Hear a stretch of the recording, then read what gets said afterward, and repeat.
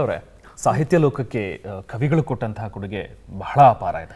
ನಮ್ಮ ಕನ್ನಡ ಸಾಹಿತ್ಯ ಲೋಕವನ್ನ ಶ್ರೀಮಂತಗೊಳಿಸೋರು ಅಂತಂದ್ರೆ ಸಾಹಿತಿಗಳು ಬರ್ತಾರೆ, ಅವ್ರ ಜೊತೆ ಮಾತಾಡಬೇಕು, ಅವರ ಎಲ್ಲ ಅನಿಸಿಕೆಗಳನ್ನ ತಿಳ್ಕೋಬೇಕು ಅನ್ನೋದೇ ಒಂದು ದೊಡ್ಡ ಹಂಬಲ ಮತ್ತೆ ಅವಕಾಶ ಕೂಡ. ಇವತ್ತು ಕೂಡ ನಮ್ಮ ಶುಭೋದಯ ಕರ್ನಾಟಕದಲ್ಲಿ ಬಹಳಷ್ಟು ವಿಶೇಷವಾದಂತಹ ಅತಿಥಿಯನ್ನು ನಾವು ಪರಿಚಯ ಮಾಡಿಸ್ತಾ ಇದ್ದೀವಿ. ಅವ್ರು ಬರೀ ಸಾಹಿತ್ಯ ಅಷ್ಟೇ ಅಲ್ಲ, ನಾಟಕಕಾರರು ಕೂಡ ಹೌದು, ಜೊತೆಗೆ ಒಬ್ಬ ರಾಜಕಾರಣಿ ಕೂಡ ಹೌದು, ಸಾಮಾಜಿಕ ಕಳಕಳಿಯನ್ನು ಹೊಂದಿರತಕ್ಕಂಥ ಹೋರಾಟಗಾರರು ಕೂಡ ಹೌದು. ಬಹಳಷ್ಟು ಎಲ್ಲರಿಗೂ ಪರಿಚಿತವಾದಂತಹ ಹೆಸರು, ಎಲ್ಲರೂ ಪ್ರೀತಿಸುವಂತಹ ಒಬ್ಬ ವ್ಯಕ್ತಿ. ಹಾಗಿದ್ರೆ ಅವ್ರು ಯಾರು ಅಂತ ಎಲ್ಲರೂ ಕಾಯ್ತಾ ಇರ್ತಾರೆ. ಅವ್ರ ಬಗೆಗೆ ಒಂದು ಕಿರು ಪರಿಚಯವನ್ನ ನಾವು ಮಾಡ್ಕೊಳ್ಳೋಣ.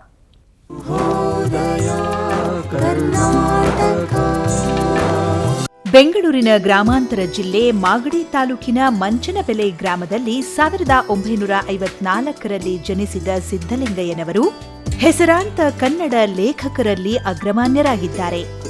ದಲಿತ ಕವಿ ಎಂದೇ ಪ್ರಸಿದ್ಧರಾದ ಸಿದ್ದಲಿಂಗಯ್ಯನವರು ದಲಿತ ಹೋರಾಟ ಮತ್ತು ಸಾಮಾಜಿಕ ಸಮಾನತೆಗಾಗಿ ಕಾವ್ಯ ಸಾಹಿತ್ಯಗಳನ್ನು ರಚಿಸಿದ್ದಾರೆ. ಕಾವ್ಯ, ನಾಟಕ, ಪ್ರಬಂಧ, ವಿಮರ್ಶೆ, ಸಂಶೋಧನೆ, ಆತ್ಮಕಥನ ಮುಂತಾದ ಪ್ರಕಾರಗಳಲ್ಲಿ ಸಾಹಿತ್ಯ ರಚನೆ ಮಾಡಿರುವಂತಹ ಹಿರಿಮೆ ಇವರದ್ದಾಗಿದೆ. 2 ಬಾರಿ ವಿಧಾನ ಪರಿಷತ್ತಿನ ಸದಸ್ಯರಾಗಿ ಜನಸೇವೆಯಲ್ಲೂ ಸಿದ್ದಲಿಂಗಯ್ಯ ಅವರು ತೊಡಗಿಸಿಕೊಂಡಿದ್ದಾರೆ. ಜೊತೆಗೆ ಅಧ್ಯಾಪನ ಬರವಣಿಗೆಗಳಲ್ಲಿ ತೊಡಗಿಸಿಕೊಂಡಿರುವ ಹಿರಿಮೆ ಇವರದು. ಮಲ್ಲೇಶ್ವರಂನಲ್ಲಿರುವ ಸರ್ಕಾರಿ ಪ್ರೌಢಶಾಲೆಯಲ್ಲಿ ವಿದ್ಯಾಭ್ಯಾಸ ಮಾಡುತ್ತಿದ್ದಾಗಲೇ ಕವಿತೆಗಳನ್ನು ಬರೆಯುವುದರಲ್ಲಿ ಸಿದ್ದಲಿಂಗಯ್ಯನವರು ಸಿದ್ಧಹಸ್ತರಾಗಿದ್ದರು. ಜೊತೆಗೆ ವಿದ್ಯಾರ್ಥಿ ದೆಸೆಯಲ್ಲಿ ಉತ್ತಮ ಭಾಷಣಕಾರರಾಗಿ ಹೊರಹೊಮ್ಮಿದ್ದರು. ಅಂಬೇಡ್ಕರ್, ಪೆರಿಯಾರ್, ವಸುದೇವ್ ಭೋಪಾಲ್, ಲೋಹಿಯಾ ಮುಂತಾದವರ ವಿಚಾರಧಾರೆಗಳಿಂದ ಆಕರ್ಷಿತರಾಗಿರುವ ಸಿದ್ದಲಿಂಗಯ್ಯನವರು ಹೊಲೆ ಮಾದಿಗರ ಹಾಡು, ಮೆರವಣಿಗೆ, ಸಾವಿರಾರು ನದಿಗಳು, ಕಪ್ಪು ಕಾಡಿನ ಹಾಡು, ಅಲ್ಲೇ ಕುಂತವರೇ, ನನ್ನ ಜನಗಳು ಮತ್ತು ಇತರ ಕವಿತೆಗಳು ಮುಂತಾದ ಕವನ ಸಂಕಲನಗಳನ್ನು ಹೊರತಂದಿದ್ದಾರೆ. ಗ್ರಾಮ ದೇವತೆ ಎಂಬ ಸಂಶೋಧನಾ ಪ್ರಬಂಧ ಮಂಡಿಸಿ ಪಿಎಚ್ಡಿಯನ್ನು ಗಳಿಸಿದ್ದಾರೆ. ಅವತಾರಗಳು, ಸದನದಲ್ಲಿ ಸಿದ್ದಲಿಂಗಯ್ಯ ಭಾಗ 1, ಸದನದಲ್ಲಿ ಸಿದ್ದಲಿಂಗಯ್ಯ ಭಾಗ 2, ಜನಸಂಸ್ಕೃತಿ ಮುಂತಾದವುಗಳು ಇವರ ಲೇಖನಗಳ ಸಂಕಲನಗಳಾಗಿವೆ. ನಾಟಕ ರಚನೆಯಲ್ಲೂ ಹವ್ಯಾಸವನ್ನು ಹೊಂದಿದ ಸಿದ್ದಲಿಂಗಯ್ಯನವರು ಏಕಲವ್ಯ, ನೆಲಸಮ, ಪಂಚಮ ಮುಂತಾದ ನಾಟಕಗಳನ್ನು ರಚಿಸಿದ್ದಾರೆ. ಸರಸ್ವತಿಯ ವಿಶೇಷ ಕೃಪೆಗೆ ಪಾತ್ರರಾದಂತಹ ಸಿದ್ದಲಿಂಗಯ್ಯನವರಿಗೆ ಹಲವು ಗೌರವಗಳು, ಪ್ರಶಸ್ತಿಗಳು ಅರಸಿ ಬಂದಿವೆ. ಉತ್ತಮ ಚಲನಚಿತ್ರ ಗೀತೆ ರಚನೆಗಾಗಿ ಕರ್ನಾಟಕ ರಾಜ್ಯ ಪ್ರಶಸ್ತಿ, ರಾಜ್ಯೋತ್ಸವ ಪ್ರಶಸ್ತಿ, ಡಾಕ್ಟರ್ ಅಂಬೇಡ್ಕರ್ ಶತಮಾನೋತ್ಸವ ವಿಶೇಷ ಪ್ರಶಸ್ತಿ, ಕರ್ನಾಟಕ ಸಾಹಿತ್ಯ ಅಕಾಡೆಮಿ ಗೌರವ ಪ್ರಶಸ್ತಿ, ಜಾನಪದ ತಜ್ಞ ಪ್ರಶಸ್ತಿ, ಸಂದೇಶ್ ಪ್ರಶಸ್ತಿ, ಡಾಕ್ಟರ್ ಅಂಬೇಡ್ಕರ್ ಪ್ರಶಸ್ತಿ, ಸತ್ಯಕಾಮ ಪ್ರತಿಷ್ಠಾನ ಪ್ರಶಸ್ತಿ, ಬಾಬು ಜಗಜೀವನ್ ರಾಮ್ ಪ್ರಶಸ್ತಿ, ನಾಡೋಜ ಪ್ರಶಸ್ತಿ, ಪ್ರೆಸಿಡೆನ್ಸಿ ಇನ್ಸ್ಟಿಟ್ಯೂಷನ್ ಪ್ರಶಸ್ತಿ, ಆಳ್ವಾಸ್ ನುಡಿಸಿರಿ ಪ್ರಶಸ್ತಿ ಮುಂತಾದವುಗಳನ್ನು ಇಲ್ಲಿ ಸ್ಮರಿಸಬಹುದು. ಶ್ರವಣಬೆಳಗೊಳದಲ್ಲಿ ನಡೆದ 81ನೇ ಕನ್ನಡ ಸಾಹಿತ್ಯ ಸಮ್ಮೇಳನದ ಅಧ್ಯಕ್ಷತೆಯನ್ನು ವಹಿಸಿದ್ದ ಸಿದ್ದಲಿಂಗಯ್ಯನವರು ಕನ್ನಡ ತಾಯಿಯ ಸೇವೆಯನ್ನು ತಮ್ಮ ಬರವಣಿಗೆಯ ಮೂಲಕ ನಿರಂತರವಾಗಿ ಮುಂದುವರಿಸಿದ್ದಾರೆ. ಶುಭೋದಯ ಕರ್ನಾಟಕ ಕಾರ್ಯಕ್ರಮದಲ್ಲಿ ಇವತ್ತಿನ ಅತಿಥಿ ಡಾಕ್ಟರ್ ಸಿದ್ದಲಿಂಗಯ್ಯ ಅವರು. ಅವರನ್ನ ವೆಲ್ಕಮ್ ಮಾಡೋಣ. ಖಂಡಿತ ಕಾರ್ಯಕ್ರಮಕ್ಕೆ ಸ್ವಾಗತ. ಬನ್ನಿ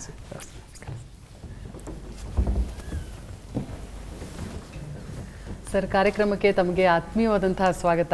ಇವತ್ತು ನೀವು ನಮ್ಮ ಜೊತೆ ಕಾರ್ಯಕ್ರಮದಲ್ಲಿ ಭಾಗವಹಿಸಿರೋದು ನಮಗಂತೂ ತುಂಬ ಸಂತೋಷ. ಹೇಳಿ ಸರ್, ನಿಮಗೆ ಹೇಗೆ ಅನಿಸ್ತಾ ಇದೆ? ಕಾರ್ಯಕ್ರಮಕ್ಕೆ ಬಂದಿದ್ದೀರಾ, ಹಾಗೆ ಅರ್ಲಿ ಮಾರ್ನಿಂಗ್ ಬೇಗನೆ? ತುಂಬ ಸಂತೋಷ.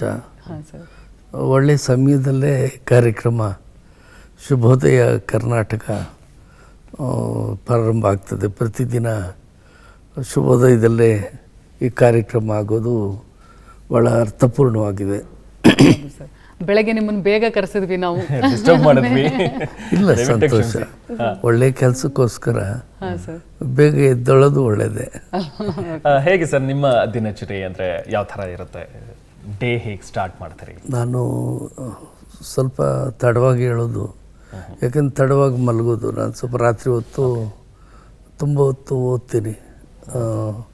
2 ಗಂಟೆ 2:30ವರೆಗೂ ಓದ್ತಾ ಇರ್ತೀನಿ, 3 ಗಂಟೆ. ಅದನ್ನು ಎದ್ದೇಳೋದು ಸ್ವಲ್ಪ ನಿಧಾನ. ಎದ್ದ ಮೇಲೆ ನಾನು ಏನಾದರೂ ಪತ್ರಿಕೆಗಳು ನೋಡಿ ಬಂದ ಸ್ನೇಹಿತರನ್ನ ಭೇಟಿ ಮಾಡಿ, ನಂತರ ಏನಾದರೂ ಕಾರ್ಯಕ್ರಮಗಳಿದ್ದರೆ ಮೀಟಿಂಗ್ಗಳಿದ್ದರೆ ಅಟೆಂಡ್ ಮಾಡ್ತೀನಿ. ಓಕೆ. ಹೆಚ್ಚು ನನಗೆ ಈಗಲೂ ಆಸಕ್ತಿ ಓದೋದೆ. ತುಂಬ ಉತ್ತಮವಾದ ಪುಸ್ತಕಗಳ ಸಂಗ್ರಹ ಇದೆ ನನ್ನ ಹತ್ರ. ಅವನ್ನೆಲ್ಲ ಓದಿ ಮುಗಿಸಿದ್ರೆ ಸಾಕು ಅನ್ನಂಗಾಗಿದೆ, ಅಷ್ಟು ಪುಸ್ತಕಗಳಿದೆ. ಓಕೆ. ಸೊ ವ್ಯಾಯಾಮ ಏನಾದರೂ ಮಾಡುವಂಥದ್ದು ಆ ಥರದ್ದು ಏನಾದರೂ? ಅಂದರೆ ನಾನು ಯೋಗ ಮಾಡ್ತಾಯಿದ್ದೆ, ಈಗ ನಿಲ್ಲಿಸಿದ್ದೆ. ಮತ್ತೆ ಮಾಡಬೇಕು. ಪ್ರಾಣಾಯಾಮ, ಧ್ಯಾನ, ಇದೆಲ್ಲ ನನಗೆ ಸ್ವಲ್ಪ ಆಸಕ್ತಿ. ಖಂಡಿತ ಸರ್, ಯಾಕಂದರೆ ನೀವೆಲ್ಲ ನಮ್ಮ ಕನ್ನಡದ ಆಸ್ತಿಗಳು ಸರ್. ನೀವು ಬರೆಯೋ ಸಾಹಿತ್ಯ, ಯಾಕಂದರೆ ಒಬ್ಬ ಯಾವುದೇ ವ್ಯಕ್ತಿ ತನ್ನಲ್ಲಿರ್ತಕ್ಕಂಥ ಎಲ್ಲ ಶಕ್ತಿಯನ್ನು ತಾರೊಬ್ಬರೇ ಇಟ್ಕೊಳ್ತಿರಲ್ಲ. ಅದು ನಿಮ್ಮಂಥ ವಿಶೇಷವಾದಂಥ ವ್ಯಕ್ತಿಗಳು ಅದನ್ನು ಇಡೀ ಜಗತ್ತಿಗೆ, ಜನರಿಗೆ ಉಣಬಡಿಸ್ತಿರ್ತೀರ. ಹಾಗಾಗಿ ನಿಮ್ಮ ಆರೋಗ್ಯ ಕೂಡ ನಮ್ಗೆ ಅಷ್ಟೇ ಮುಖ್ಯ ಆಗುತ್ತೆ ಸರ್. ಯಾಕಂದರೆ ನೀವು ಪುಸ್ತಕವನ್ನು ಓದೋ ಹುಚ್ಚು ಇಷ್ಟು ಇಟ್ಕೊಂಡಿದ್ದೀರಾ ಅಂದರೆ ರಾತ್ರಿ ಅಷ್ಟೊಂದು ಲೇಟಾಗಿ ಮಲಗ್ತೀರಾ, ಬೆಳಗ್ಗೆ ತಡವಾಗಿ ಹೇಳೋದು, ಅದು ಆದ ತಕ್ಷಣ ಜನ ಬಂದುಬಿಡ್ತಾರೆ ನೀವು ಬೇರೆ ಏನೋ ಮಾಡಬೇಕು ಅಂತ ಹೊರಟಾಗ. ಆದರೆ ಆರೋಗ್ಯಕ್ಕೂ ಕೂಡ ಗಮನ ಕೊಡಬೇಕು ಅನ್ನೋದು ನಿಮ್ಮ ಮನಸ್ಸಲ್ಲೂ ಕೂಡ ಇದೆ ಅನ್ನೋದು ನಮಗೂ ತುಂಬ ಸಂತೋಷ ಸರ್. ಖಂಡಿತ ಖಂಡಿತ. ಸರ್, ಈಗ ಸಿದ್ಧಲಿಂಗಯ್ಯ ಅವ್ರ ಬಗ್ಗೆ ಸಾಕಷ್ಟು ಜನ ಓದಿರ್ತಾರೆ ಅಥವಾ ಓದಿ ತಿಳ್ಕೊಂಡಿರ್ತಾರೆ. ನಿಮ್ಮ ಬಾಲ್ಯದ ದಿನಗಳು ಹೇಗಿತ್ತು ಅನ್ನುವಂಥದ್ದನ್ನು ತಿಳ್ಕೊಳ್ಳುವಂಥ ಕುತೂಹಲ ನಮ್ಗಳಿಗೆ. ಈಗ ಮಾಗಡಿಯ ನೆನಪುಗಳು, ಮಂಚಿನ ಬೆಲೆಯ ನೆನಪುಗಳು ಸ್ವಲ್ಪ ನಮ್ಮ ಜೊತೆಗೆ ಮೆಲುಕು ಹಾಕ್ಬೋದಾ ಸರ್? ನಿಮ್ಮ ಬಾಲ್ಯ ಅಷ್ಟೇ ಹೇಗಿತ್ತು ಅಂತ ಹೇಳಿ. ಅದನ್ನು ನನ್ನ ಬಾಲ್ಯ, ನಾನು ಮಾಗಡಿ ನಮ್ಮೂರು, ಅಲ್ಲಿಂದ ಅಲ್ಲಿ ನಾನು ಸ್ವಲ್ಪ ಬಡತನ, ಸ್ವಲ್ಪ ಏನು ಹೆಚ್ಚಿಗೆ ಬಡತನವಲ್ಲ, ಹಾಸಿ ಹೊದ್ಕೊಳ್ಳುವಷ್ಟು ಬಡತನ. ಆದರೆ ಅವೆಲ್ಲ ನಮ್ಗೆ ಆಗ ಅನ್ನಿಸ್ತಿರ್ಲಿ, ಈಗ ಅನ್ನಿಸ್ತದೆ. ಆಗ ನಾನು ಕುರಿಗಳು ಕಾಯ್ತಾ ಇದ್ದೆ, ದನ ಮೇಯಿಸ್ತಾ ಇದ್ದೆ. ಚಿಕ್ಕವನಾಗಿದ್ದಾಗ ಮನೆಯಲ್ಲೇ ಇರ್ತಾಯಿದ್ದೆ ಅನಿಸುತ್ತೆ ಹೆಚ್ಚು. ನಮ್ಮ ದೊಡ್ಡಪ್ಪನವರು ನನ್ನನ್ನು ಶಾಲೆಗೆ ಸೇರಿಸಿದ್ರು. ಆಲಯ್ಯ ಅಂದ್ಬಿಟ್ಟು ನಮ್ಮ ತಂದೆ ಅಣ್ಣ. ಅವರು ಶಾಲೆಗೆ ಸೇರಿಸುವಾಗ ಭಾಳ ಕಷ್ಟಪಟ್ಟರು. ಅದ್ರ ನನ್ನ ಹಿಡಿಯೋಕ್ಕೋಸ್ಕರ ನಾನು ಓದ್ತೆ ಸರ್, ಊರು ಕೇರಿ ಓದ್ತಾ ಇದ್ದೆ ನಿನ್ನೆ. ಅದರಲ್ಲಿ ಬರ್ತಿದ್ರಿ, ಬಲವಂತವಾಗಿ ಎಲ್ಲರೂ ಸೇರಿ ಹಿಡ್ಕೊಂಡು ಹೋಗಿ ನನ್ನ ಶಾಲೆಗೆ ಸೇರಿಸಿದ್ರು. ಹೊತ್ಕೊಂಡು ಹೋದ್ರು, ಬಲವಂತವಾಗಿ ಹೊತ್ಕೊಂಡು ಹೋದ್ರು. ಚಿಕ್ಕವನಾದರೂ ಕೂಡ ಬೈಗಳಿಗೇನು ಕಮ್ಮಿ ಇರಲಿಲ್ಲ.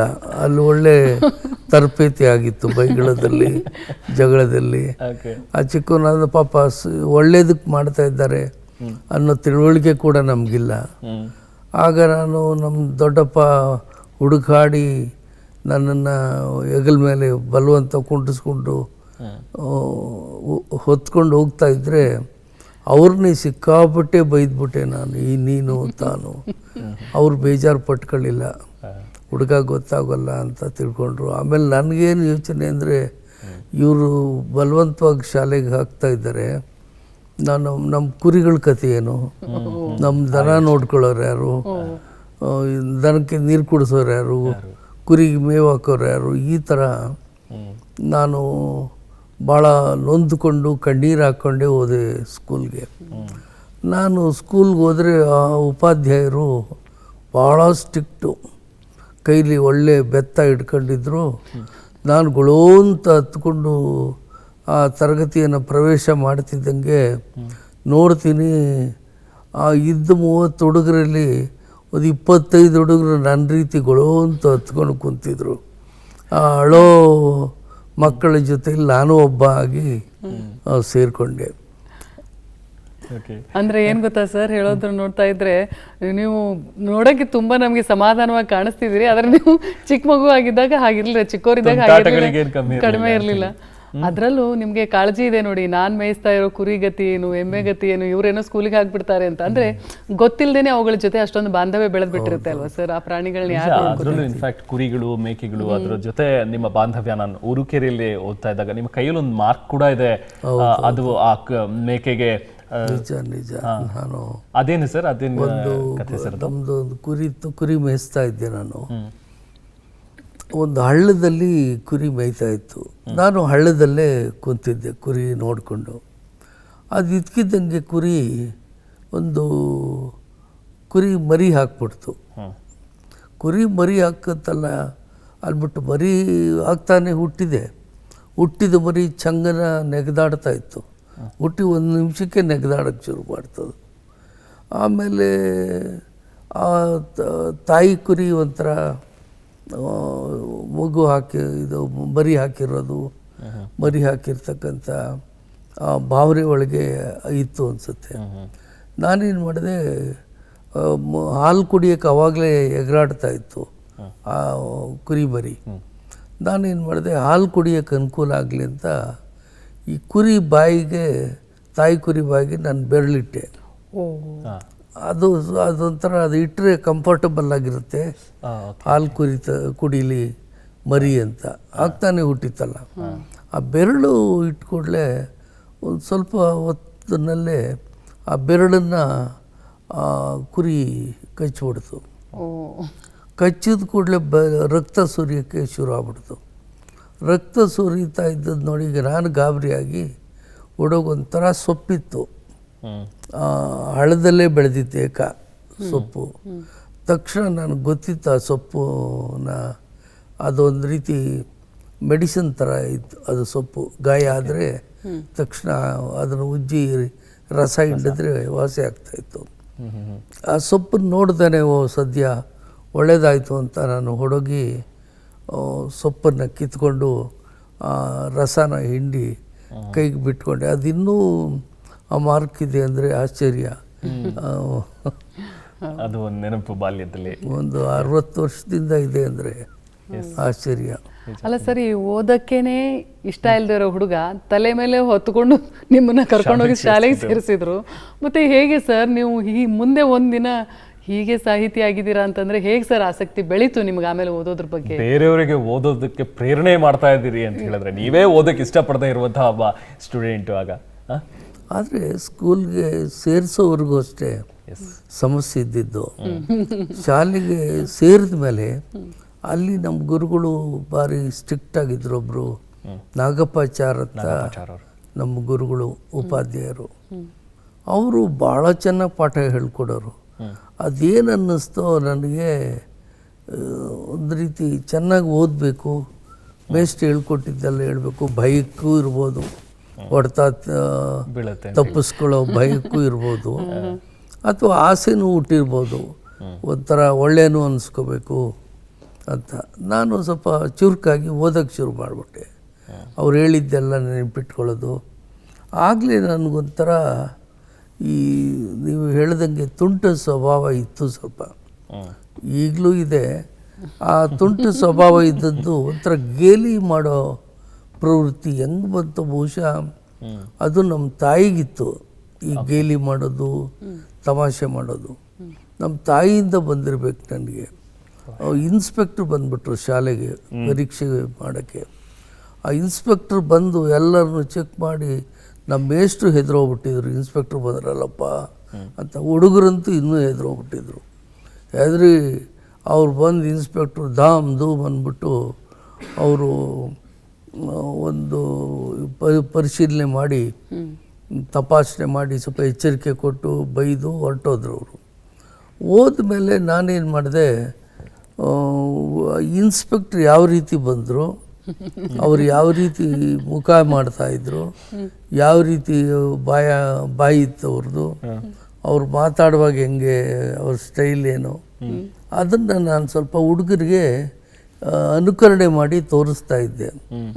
ಅನುಕರಣೆ ಮಾಡಿ ತೋರಿಸಿದ್ರೆ ಹುಡುಗರೆಲ್ಲ ಏನು ಮಾಡಿದೆ, ಸಾರ್ ಇವನೊಂಥರ ಚೆನ್ನಾಗಿ ಮಾಡ್ತಾನೆ ಸರ್, ಇನ್ಸ್ಪೆಕ್ಟ್ರು ಅನುಕರಣೆ ಅಂತ ಅಂದಾಗ ಎಷ್ಟು ಬಾರಪ್ಪ ಅದೇನು ಮಾಡು ಅಂತ ಅಂದರು.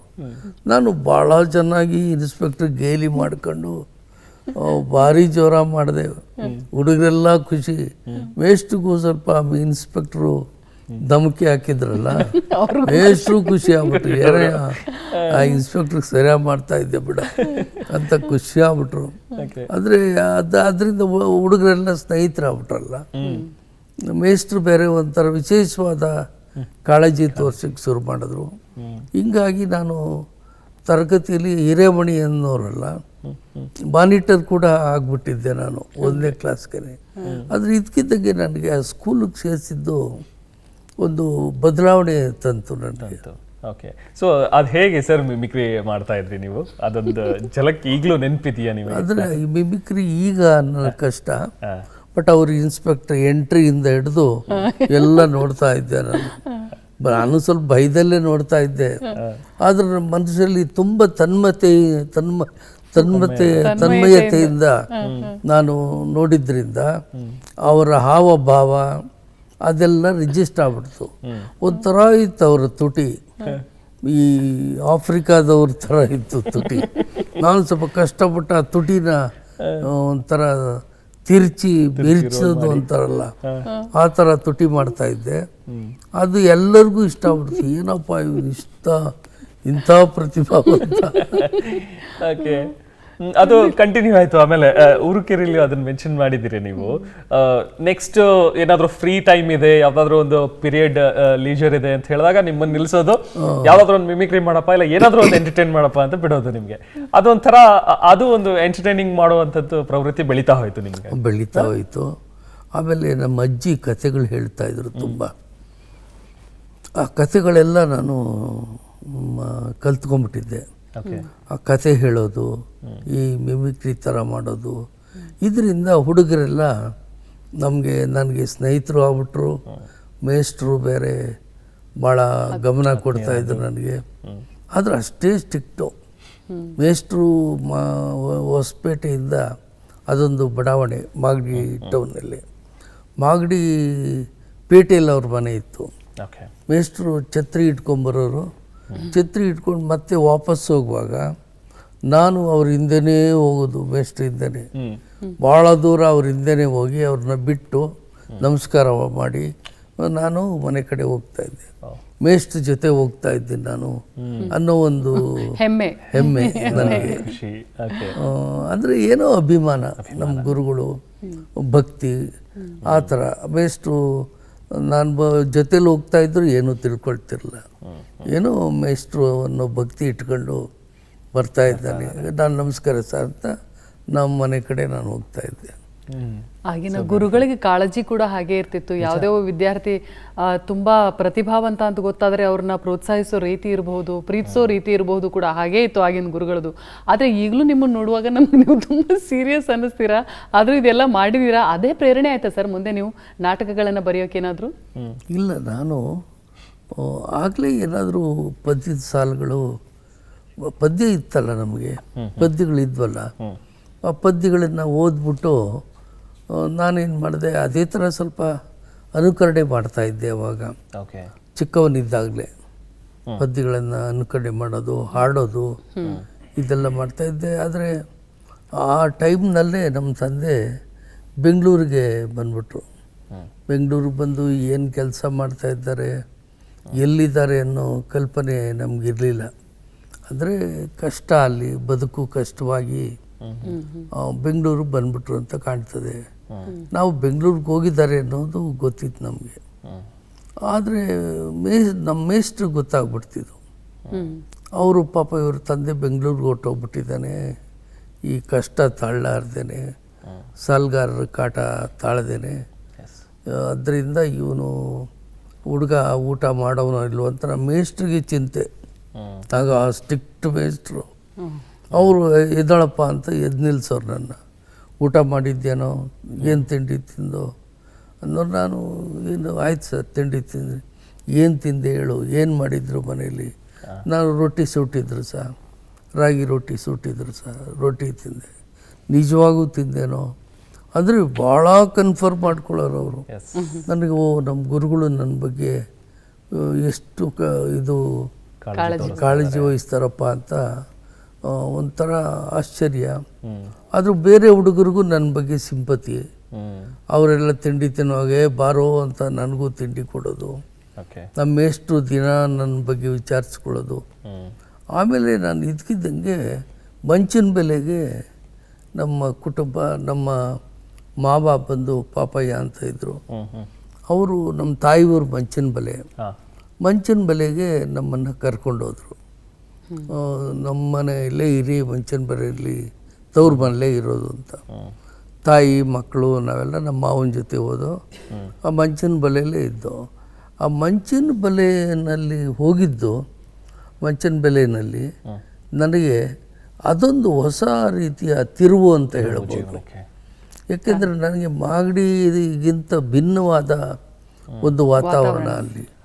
ಆ ಬೆಟ್ಟ ಗುಡ್ಡಗಳು, ಆ ಕಾಡು, ಅದೇನೋ ಎತ್ತರವಾದ ಬೆಟ್ಟ ಗುಡ್ಡಗಳ ಸಾಲಿತ್ತಲ್ಲ, ಆ ಸಾಲನ್ನು ತಾರು ಅಂತ ಕರೆಯೋರು, ತಾರ್ ಅಂತ ಕರೆಯೋರು ಎಲ್ಲರೂ. ಈಗಲೂ ಅವರು ಹತ್ತು ಕಡೆ ಹೋದರೆ ಜನ ಎಲ್ಲ ತಾರ್ ಅಂತ ಕರೀತಾರೆ. ಆ ತಾರಿಗೆ ಹೋಗೋದು ಅಂದರೆ ಬೆಟ್ಟ ಹತ್ತಿ ಬೆಟ್ಟ ಇಳಿಯೋರು ಇದ್ದರು, ಹತ್ತು ಕಡೆ ಹೋಗ್ಬಿಡೋರು ಕೆಲವರು. ಈ ಸುತ್ತ ಒಂಥರ ಬೆಟ್ಟ ಇದ್ದಂಗೆ, ಈ ಪರ್ಯಾಯ ದ್ವೀಪದ ಥರ ಒಂದು ಕಡೆ ಮಾತ್ರ ಎಂಟ್ರಿ, ಸುತ್ತ ಬೆಟ್ಟ ಇತ್ತು. ಆ ಎಂಟ್ರಿ ಕೂಡ ಹೆಂಗೆ ಅಂದರೆ ಈ ಅರ್ಕಾವತಿ ನದಿ ಹರಿತಾ ಇತ್ತು, ಭಾಳ ಒಳ್ಳೆ ನೀರು ಅರ್ಕಾವತಿ ನದಿಗೆ. ನಾವು ನದಿ ಹತ್ರ ನಿಂತ್ಕೊಂಡು ಹಿಂಗೆ ನೋಡಿದ್ರೆ ಆ ನದಿ ಒಳಗಡೆ ಇರೋ ಕಲ್ಲುಗಳು, ಅದರ ಬಣ್ಣದ ಕಲ್ಲುಗಳು, ಅದೆಲ್ಲ ಚೆನ್ನಾಗಿ ಕಾಣೋದು. ಅಂಥ ಒಳ್ಳೆ ನದಿ ಅರ್ಕಾವತಿ ನದಿ. ನನಗಂತೂ ನದಿ ಭಾಳ ಇಷ್ಟ ಆಗೋದು. ಅದಕ್ಕೆ ನದಿ ವಿಷಯ ನನ್ನ ಕವಿತೆಗಳಲ್ಲಿ ಜಾಸ್ತಿ ಬರೋದು ಬಹುಶಃ ಅರ್ಕಾವತಿ ನದಿಯಿಂದನೇ. ಆಮೇಲೆ ಬೆಟ್ಟ ಹಬ್ಬಗಳು, ದೇವರುಗಳು ಮೈ ಮೇಲೆ ಬರೋದು. ಮಾಡ್ತಾ ಇದ್ರಿ ಈಗ ಅಲ್ಲಿ ಆ ಭಾಗದಲ್ಲಿ ಮಂಟೇಸ್ವಾಮಿ ಆಗಿರ್ಬೋದು ಅಥವಾ ಮಾರಿಯಮ್ಮ ಫೆಸ್ಟಿವಲ್ ಮಾಡುವಂಥದ್ದು.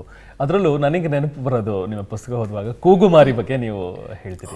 ಸೊ ಆಗ ಆ ಜನರಲ್ಲಿ ಇದ್ದಂತಹ ಒಂದು ನಂಬಿಕೆ, ಕೂಗ್ತಾರೆ, ಕೂಗಿದ ತಕ್ಷಣ ಹಾ ಅಂತ ಹೇಳಿದ ತಕ್ಷಣ ಅವ್ರು ರಕ್ತ ಕಾರ್ಕೊಂಡು ಸತ್ತೋಗ್ತಾರೆ ಅನ್ನುವಂಥದ್ದು, ಇದೆಲ್ಲ ಹೇಗೆ ನೋಡಿದ್ರಿ ಸರ್ ನೀವು? ಇದು ಜನಗಳ ನಂಬಿಕೆ. ಅದು ಈ ಕೂಗುಮಾರಿ ಅಂದರೆ ಭಾಳ ಅಪಾಯಕಾರಿ, ಡೇಂಜರಸ್ ಇದದು ದೇವತೆ. ಈ ಯಾರೋ ಒಬ್ಬರು ಗುರುಗಳು ಬಂದು ಸಾರ್ಕೊಂಡು ಹೋಗ್ಬಿಟ್ರು ಒಂದಿನ, ಸಾರ್ಕೊಂಡು ಮಾಗಡಿನಲ್ಲಿ ಸಾರ್ಕೊಂಡು ಬೀದಿಗೂ ಬಂದು ಸಾರ್ಬಿಟ್ರು. ಏನಂದರೆ ಇಷ್ಟರಲ್ಲೇ ಕೆಲವೇ ದಿನಗಳಲ್ಲಿ, ಅದು ಭಾಳ ಹತ್ತಿರದಲ್ಲಿದೆ ಆ ದಿನ, ಆ ಕೆಲವೇ ದಿನಗಳಲ್ಲಿ ಈ ಭೂಮಿನಲ್ಲಿ ಪ್ರಳಯ ಆಗ್ತದೆ, ಎಲ್ಲ ಸತ್ತೋಗ್ತಾರೆ.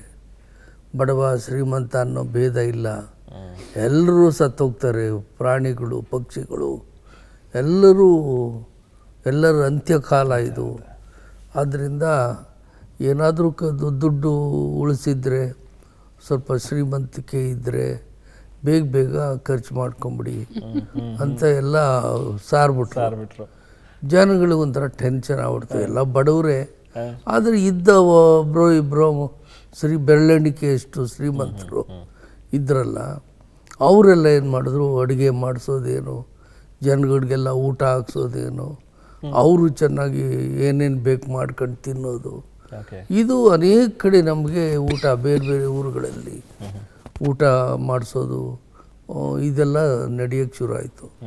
ಈ ಕೂಗುಮಾರಿ ಒಂದು ರೀತಿ ಬಡವರ ಪಾಲಿಗೆ ವರದಾನವೇ ಆಗೋಯ್ತು ಅಂದರೂ ತಪ್ಪಲ್ಲ.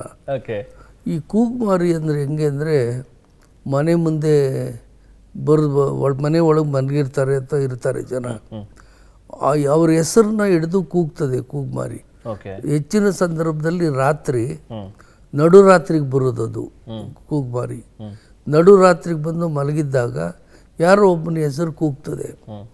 ಹೆಸರು ಕೂಗಿದ್ರೆ ಅವನು ಇನ್ನೋಸೆಂಟಾಗಿ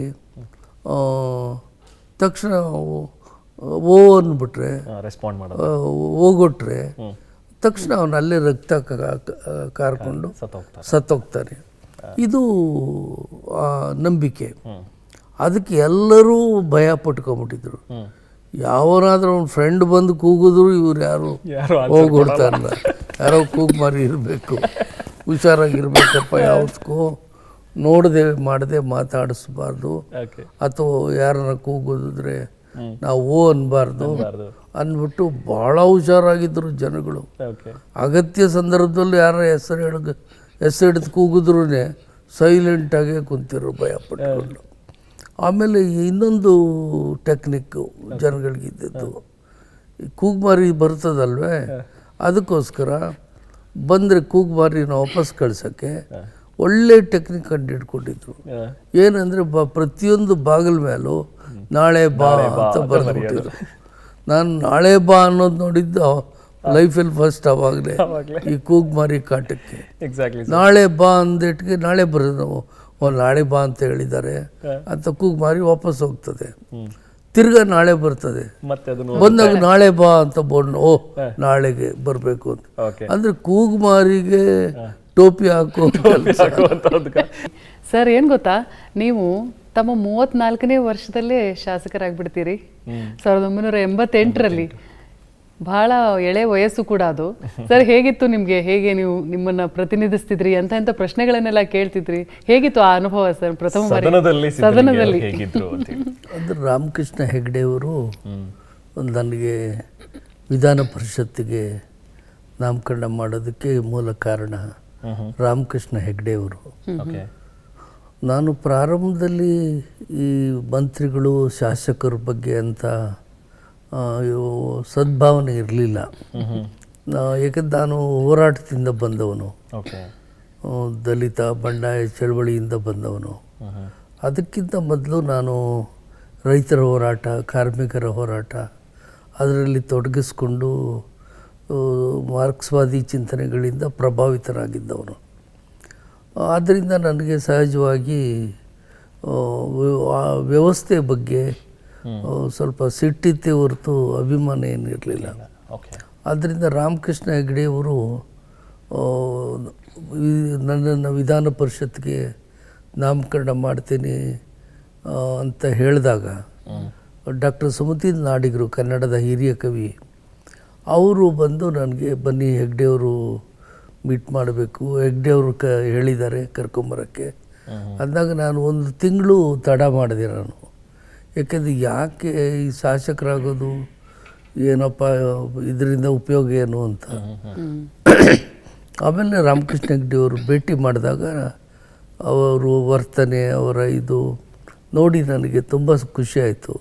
ಬಟ್ ಈ ವಿಷಯ ಮಾತಾಡಲಿಲ್ಲ, ನಾನು ಮಾತಾಡಲಿಲ್ಲ, ಅವರು ಮಾತಾಡಲಿಲ್ಲ. ಅವ್ರಿಗೆ ಒಳ್ಳೆ ಕಾಫಿ ಕೊಟ್ಟರು, ಕುಡಿದು ಬಂದಿದ್ದು. ಆಮೇಲೆ ಇದಕ್ಕಿದ್ದಂಗೆ ಪತ್ರಿಕೆಯಲ್ಲಿ ಬಂತು ನನ್ನ ಹೆಸರು.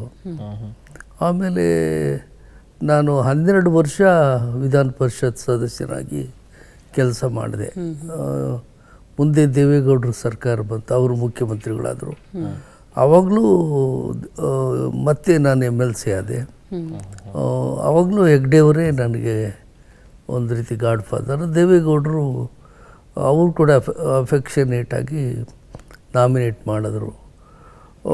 ಆಮೇಲೆ ನಾನು ಒಳಗಡೆ ಹೋದ್ಮೇಲೆ ನನಗೆ ಅನ್ನಿಸ್ತು, ಈ ಥರ ಈ ಶಾಸಕ ಆಗೋದು ಇದೆಲ್ಲ ಮನಸ್ಸು ಮಾಡಿದ್ರೆ ಜನಗಳಿಗೆ ಸಹಾಯ ಮಾಡ್ಬೋದು ಅಂದ್ಬಿಟ್ಟು ನಾನು ಏನು ಮಾಡಿದೆ, ಆ ವಿಧಾನ ಪರಿಷತ್ನಲ್ಲಿ ಸ್ವಲ್ಪ 1-3 ತಿಂಗಳು ನಾನು ಏನೂ ಮಾತೇ ಆಡಲಿಲ್ಲ. ನಾನು ಅಬ್ಸರ್ವ್ ಮಾಡ್ತಾಯಿದ್ದೆ, ಯಾರು ಹೆಂಗೆ ಮಾತಾಡ್ತಾರೆ, ಯಾವ ರೀತಿ ಮಾತಾಡಬೇಕು.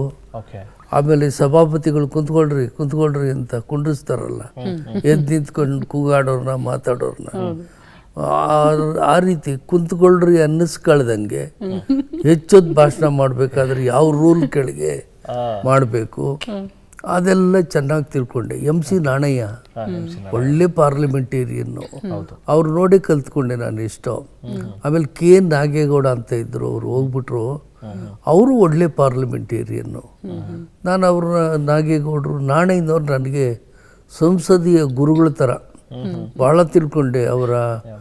ನಾನೇನು ಮಾಡಿದೆ, ಈಗ ಒಂದು ಪ್ರಶ್ನೆಗೆ ಹೇಳಿದೆಟ್ಗೆ ಸಭಾಪತಿಗಳು ಕುಂತ್ಕೊಳ್ರಿ ಅಂತ ಒಂದು ಮಾತಾಡ್ದಿಟ್ಗೆ ಆಯ್ತು ನಿಮ್ಮದು ಕುಂತ್ಕೊಳ್ಳಿ ಅಂತಾರಲ್ಲ, ಅದು ಬಿಟ್ಟು ಯಾವ ನಿಯಮದ ಅಡಿನಲ್ಲಿ ನಾನು ಕ್ವಶನ್ ಹಾಕಿದ್ರೆ ಅರ್ಧ ಗಂಟೆ ಭಾಷಣ ಮಾಡ್ಬೋದು.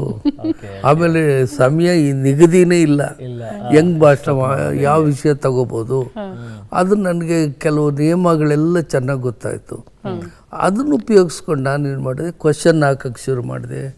ಗಮನ ಸೆಳೆಯ ಸೂಚನೆ, ಈ ಅರ್ಧ ಗಂಟೆ ಚರ್ಚೆ, ಈ ಥರ ಅನೇಕ ವಿಷಯಗಳನ್ನು ತಗೊಂಡೆ.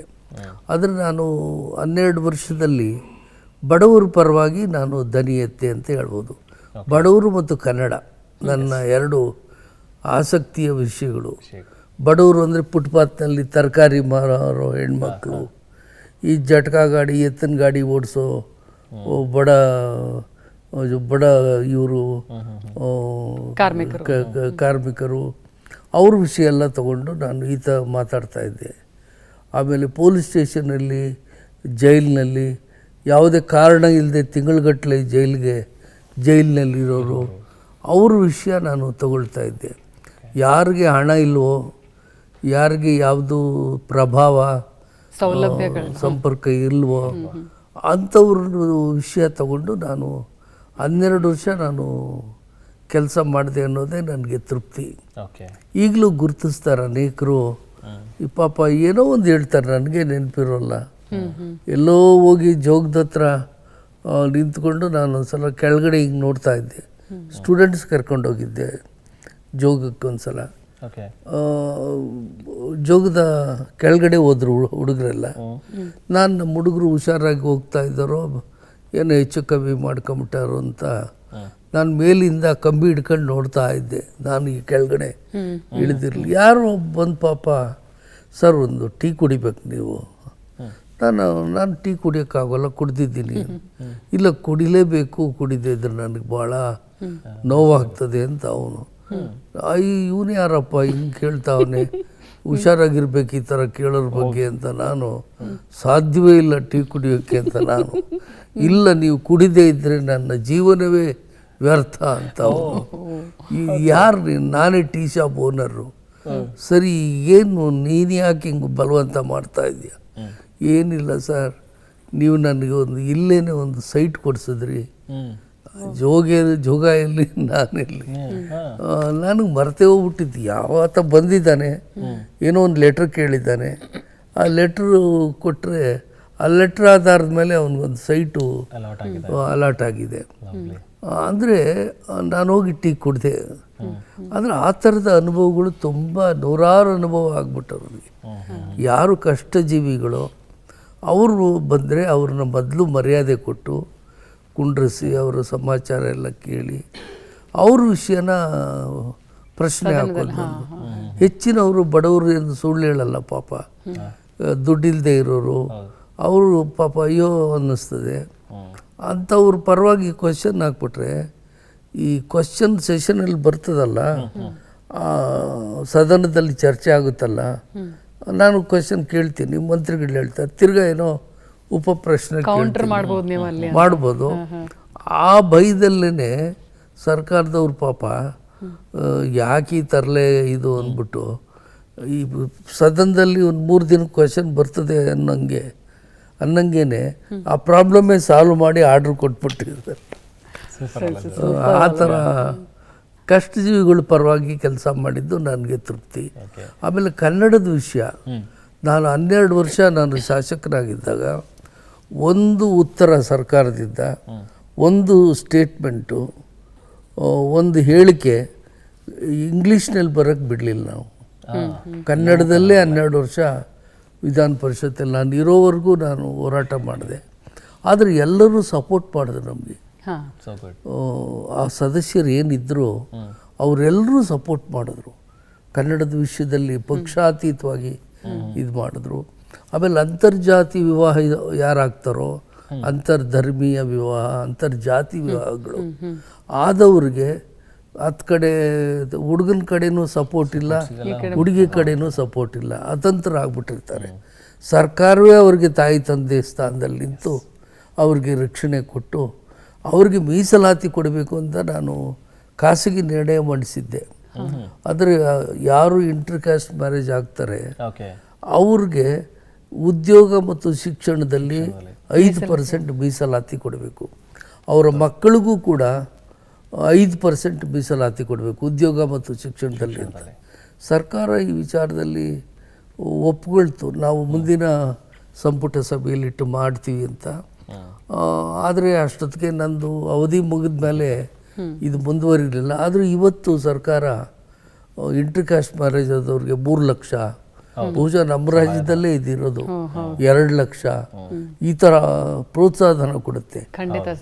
ಅಂತರ್ಧರ್ಮೀಯ ಅಂತರ್ಜಾತೀಯ ವಿವಾಹಗಳಿಗೆ ಪ್ರೋತ್ಸಾಹ ಇದೆ ಸರ್ಕಾರದ್ದು. ಬಹುಶಃ ಇದಾಗಬೇಕಾದ್ರೆ ನಾನು ಏನು ಹಲವಾರು ವರ್ಷ ಸೆಷನ್ನಲ್ಲಿ ಇಂಟರ್ ಕ್ಯಾಸ್ಟ್ ಮ್ಯಾರೇಜ್ ಆದವ್ರ ಪರವಾಗಿ ಹೋರಾಟ ಮಾಡಿದೆ. ಅದು ಕಾರಣ. ಏಕೆಂದರೆ ಆಗ ಬೇರೆ ಸರ್ಕಾರಗಳೆಲ್ಲ 5,000 ಕೊಡ್ತಾಯಿದ್ರು ಇಂಟರ್ ಕಾಸ್ಟ್ ಮ್ಯಾರೇಜ್ ಆದವ್ರಿಗೆ. ನಮ್ಮ ಸರ್ಕಾರ ನನ್ನ ನಿರ್ಣಯ ಬಂದು ಬಲವಾಗಿದ್ದು ಚರ್ಚೆ ಆಗಿ 50,000 ರೂಪಾಯಿ ಮಾಡಿಬಿಟ್ರು ಓಕೆ. ನಮ್ಮ ಸರ್ಕಾರದವರು. ಅದು ಯಾವುದೇ ಪಕ್ಷದ ಸರ್ಕಾರ ಇರಲಿ, ನೀವು ಕೆಲಸ ಆದರೆ ಒಂದು ಮಾನವೀಯವಾಗಿ ಸ್ಪಂದಿಸಿದ್ರು. ಇಂಟರ್ ಕಾಸ್ಟ್ ಮ್ಯಾರೇಜ್ ಆದವ್ರ ಕಷ್ಟ ಇರ್ತದೆ. ಆಮೇಲೆ ನಿಜವಾದ ಜಾತ್ಯತೀತ ಪ್ರಜೆಗಳು ಅಂತರ್ಜಾತಿ ವಿವಾಹಿತರು ಅನ್ನೋದು ನನ್ನ ಇದು ವಾದ. ನಾವು ಜಾತ್ಯತೀತರು ಅಂತೀವಿ, ಈ ಭಾಷಣ ಮಾಡೋರೆಲ್ಲ ಜಾತ್ಯತೀತರು ಆಗಲ್ಲ. ಆದರೆ ಯಾರು ಇಂಟರ್ ಕಾಸ್ಟ್ ಮ್ಯಾರೇಜ್ ಆಗಿ ರಿಸ್ಕ್ ತಗೊಂಡು ಈ ಸಮಾಜವನ್ನು ಎದುರಿಸಿ ನಿಲ್ತಾರೋ ಅವರೇ ನಿಜವಾದ ಜಾತ್ಯತೀತರು. ಅದ್ರಲ್ಲಿ ನಾನು ಒಬ್ಳು ಸರ್. ತುಂಬ ಸಂತೋಷ, ತುಂಬ ಸಂತೋಷ, ಅಭಿನಂದನೆಗಳು ನಿಮಗೆ. ಆ ಥರ ಸರ್ಕಾರ ಅವರಿಗೆ ಸಂಪೂರ್ಣ ಬೆಂಬಲ ಕೊಡಬೇಕು. ಅವರು ಒಳ್ಳೆ ಕೆಲಸ ಮಾಡಿದ್ದಾರೆ, ಧೈರ್ಯ ಮಾಡಿದ್ದಾರೆ. ಒಂದು ರೀತಿ ಕ್ರಾಂತಿಕಾರಿಗಳು ಅವರು, ನಮ್ಮ ಋಷಿಗಳು ಮುನಿಗಳ ಥರ ಕ್ರಾಂತಿಕಾರಿಗಳು ಅಂತ ನಾನು ವಾದ ಮಾಡ್ತಾಯಿದ್ದೆ. ತುಂಬ ಸಪೋರ್ಟ್ ಮಾಡಿದ್ರು ಎಲ್ಲರೂ, ಎಲ್ಲ ಪಕ್ಷದವರು, ಕಾಂಗ್ರೆಸ್ಸು, BJP, ಸಮಾಜ, ಇದು ಪಕ್ಷಾತೀತವಾಗಿ ನೀವು ಪಕ್ಷಾತೀತವಾಗಿ ಮಾಡಿದ್ರು. ಅದೊಂದು ನನಗೆ ಸಂತೋಷದ ಸಂಗತಿ. ಆದರೆ ಹೌದಾ, ಇಂಟರ್ ಕಾಸ್ಟ್ ಮ್ಯಾರೇಜ್ ಆದವ್ರಿಗೆ ಸಪೋರ್ಟ್ ಮಾಡಬೇಕಾ ಅನ್ನೋ ಒಂದು ಭಾವನೆ ಬಂತಲ್ಲ, ಆ ರಾಜ್ಯಾದ್ಯಂತ ಒಂದು ಅಭಿಪ್ರಾಯ ಬಂತಲ್ಲ, ಅನೇಕರು ನನಗೆ ಭೇಟಿ ಮಾಡಿದ್ರು. ನಾವು ಇಂಟರ್ ಕಾಸ್ಟ್ ಮ್ಯಾರೇಜ್ ಆಗಿದ್ದೀವಿ. ಅವಾಗ ನಾನು ಹೇಳಿದೆ, ನಿಮಗೆ ಸಂಪೂರ್ಣ ರಕ್ಷಣೆ ಕೊಡೋದು ಸರ್ಕಾರದ ಕರ್ತವ್ಯ. ನಿಮ್ಗೆ ಯಾರೂ ಅಡ್ಡಿಪಡಿಸೋಕ್ಕೆ ಸಾಧ್ಯವಿಲ್ಲ. ನಿಮಗೆ ಬೆಂಬಲ ಕೊಡಬೇಕು, ಪ್ರೋತ್ಸಾಹ ಕೊಡಬೇಕು, ಮೀಸಲಾತಿ ಕೂಡ ಕೊಡಬೇಕು. ಈ ಜಾತ್ಯತೀತ ಮೀಸಲಾತಿಯನ್ನು ಪ್ರಾರಂಭ ಮಾಡಬೇಕು ಸರ್ಕಾರ ಅಂತ ನಾನು ಮಂಡಿಸಿದ್ದು. ಪೌರ ಕಾರ್ಮಿಕರ ಬಗ್ಗೆ, ಎತ್ತಿನ ಗಾಡಿ ಜಟ್ಕಾ ಗಾಡಿ ಹೊಡೆಯೋರು ಎಷ್ಟು ಕಷ್ಟಕ್ಕೆ ಸಿಗಾಕೊಂಡ್ಬಿಟ್ಟಿದ್ರು ಅಂದರೆ, ಅವ್ರಿಗೆ ರೂಟ್ ಭಾಳ ದೂರ ಮಾಡಿಬಿಟ್ಟಿದ್ರು. ಅಂದರೆ ಸೆಂಟರ್ನಲ್ಲಿ ಬರೋಂಗಿಲ್ಲ ಅವರು. ಈ ಉತ್ತರಹಳ್ಳಿ ಕಡೆ ಹೋಗಿ ಒಂದು 4-5 ಕಿಲೋಮೀಟ್ರು ಬಳಸ್ಕೊಂಡು ಬರಬೇಕು. ಸಿಟಿಲಿ ಎತ್ತಿನ ಗಾಡಿ ಜಟ್ಕಾ ಗಾಡಿಗಳು ಓಡಬಾರ್ದು ಅಂತ ಕೆಲವು ರೂಟ್ಗಳನ್ನೇ ರದ್ದು ಮಾಡಿಬಿಟ್ಟಿದ್ರು. ಅವರು ಮೊದಲೇ ಬಡ ಜೀವಿಗಳು, ಎಲ್ಲೋ ಸುತ್ತಕೊಂಡು ಬಳಸ್ಕೊಂಡು ಅವರು ಬಂದು ಹೆಂಗೆ ಜೀವನ ಮಾಡ್ತಾರೆ. ಅವ್ರ ಕುದುರೆಗಳೇ ಸತ್ತೋಗ್ಬಿಡ್ತಾ ಇದ್ದವು. ಆಮೇಲೆ ಅವರು ಕುದುರೆ ಲಾಯಿಗಳಲ್ಲಿ ಜನರೇ ಇಲ್ದಂಗೆ ಆಗ್ಬಿಟ್ಟಿದ್ರು. ಅವರು ಸಾವಿರಾರು ಜನ ಇದ್ದರು ಎತ್ತಿನ ಗಾಡಿ ಜಟ್ಕಾ ಗಾಡಿ. ಅವ್ರಿಗೆ ರೂಟ್ ಕೊಡಬೇಕು ಅಂತ ನಾನು ಹೋರಾಟ ಮಾಡಿದ್ದು ಆ ಕಾಲದಲ್ಲಿ ಸಹಾಯ ಆಯಿತು. ಆದರೆ ಯಾರು ಕಷ್ಟ ಜೀವಿಗಳಾಗಿರ್ತಾರೋ, ಈ ತರಕಾರಿ ಮಾರ್ತಾರೆ ಫುಟ್ಪಾತಲ್ಲಿ, ಅದೇ ಅವ್ರ ಜೀವನ. ಈಗ ಮಾಲ್ಗಳು ಬಂದ್ಬಿಟ್ಟ ಮೇಲೆ ಅವರು ಹೊಟ್ಟೆ ಮೇಲೆ ಹೊಡೆದಂಗೆ ಆಯಿತು. ಆವಾಗ ಇನ್ನೊಂದು ಥರ ಕಷ್ಟ ಇತ್ತು ಅವ್ರಿಗೆ. ಫುಟ್ಪಾತ್ ಮೇಲೆ ವ್ಯಾಪಾರ ಮಾಡಬೇಡಿ ಅಂತ ಹೆಂಗಸರುಗಳು ಮಾರ್ತಾಯಿದ್ರೆ ಅವ್ರಿಗೆ ಹೊಡೆಯೋದು ಇವರು ಪೊಲೀಸರೆಲ್ಲ. ಆ ಹೆಣ್ಮಕ್ಳೆಲ್ಲ ಗೊಳೋ ಅಂದ್ಕೊಂಡು LH ಬರೋರು, ಹೊಡ್ತಾ ತಿಂದವರೆಲ್ಲ. ನಾನು ಅವ್ರ ಪರವಾಗಿ ಕ್ವಶನ್ ಹಾಕಿ ಇದನ್ನು ನಿಲ್ಲಿಸ್ಬೇಕು ಅಂತ. ಈ ತರಕಾರಿ ಮಾರೋರು ಪಾಪ ಎಲ್ಲ ಅಂಡ್ಕೊಂಡು ಗೋಡಿ ಚೀಲ ಹಾಕ್ಕೊಂಡು ಈ ತರಕಾರಿ ಎಲ್ಲ ಟೊಮೊಟೊ ಅದು ಇದು ಅಂಟ್ಕೊಂಡಿದ್ರೆ, ಈ ಪೊಲೀಸ್ ಅಧಿಕಾರಿಗಳು ಎಂಥ ಜನ ಅಂದರೆ, ಅವರು ಆ ತರಕಾರಿ ಮೇಲೆ ವ್ಯಾನ್ ಓಡಿಸ್ಬಿಡೋರು. ಅವೆಲ್ಲ ಲಜ್ಜೆ ಆಗಿ ಇದಾಗ್ಬಿಡೋದು. ಅವ್ರ ಜೀವನನೇ ಹೋಯ್ತೆ, ಒಂದು ವಾರದ ಜೀವನ ಕಿತ್ಕೊಂಡಂಗೆ ಆಯಿತು. ನಾನು ಇದೆಲ್ಲ ಕೇಳಿ ಭಾಳ ಬೇಜಾರಾಗಿ, ಈ ಸಂಬಂಧ ಯಾರ್ಯಾರು ಹಂಗೆ ಮಾಡ್ತಾಯಿದ್ರೋ ಅವ್ರ ಮೇಲೆ ಶಿಕ್ಷೆ ವಿಧಿಸ್ಬೇಕು ಅಂತ ಅದಕ್ಕೆ ಕಾರಣ ನಾನು ಆದೆ ಅನ್ನೋದು ಎಷ್ಟೋ ಸಲ ತಪ್ಪಿಸಿ ಬಡವರಿಗೆ ಧೈರ್ಯ ಕೊಟ್ಟಿದ್ದು ನನಗೆ ಸಂತೃಪ್ತಿ. ಈಗ ನಿಮ್ಮ ಬರಹಗಳು ಅಂತ ಹೇಳಿದಾಗ, ಲೇಖನಗಳು, ಇದೆಲ್ಲವನ್ನು ನೋಡಿದಾಗ ಹೋರಾಟದ ಬದುಕು, ಸೊ ಒಂದು ಸೀರಿಯಸ್ ಆಗಿ ಹೋಗ್ತಾ ಇದ್ದಂಥದ್ದು ಅಥವಾ ಸಾಹಿತ್ಯನೂ ಕೂಡ. ಜೊತೆಗೆ ಸಿನಿಮಾಗೂ ಕೂಡ ನೀವು ಸಾಹಿತ್ಯವನ್ನು ಬರೆದಿದ್ದೀರಿ, ಹಲವಾರು ಗೀತೆಗಳನ್ನು ಬರೆದಿದ್ದೀರಿ. ಪುಟ್ಟಣ ಕಣಗಾಲ್ ಅವರಿಗೆ ಗೀತೆಯನ್ನು ಬರೆದಿರುವಂಥದ್ದು.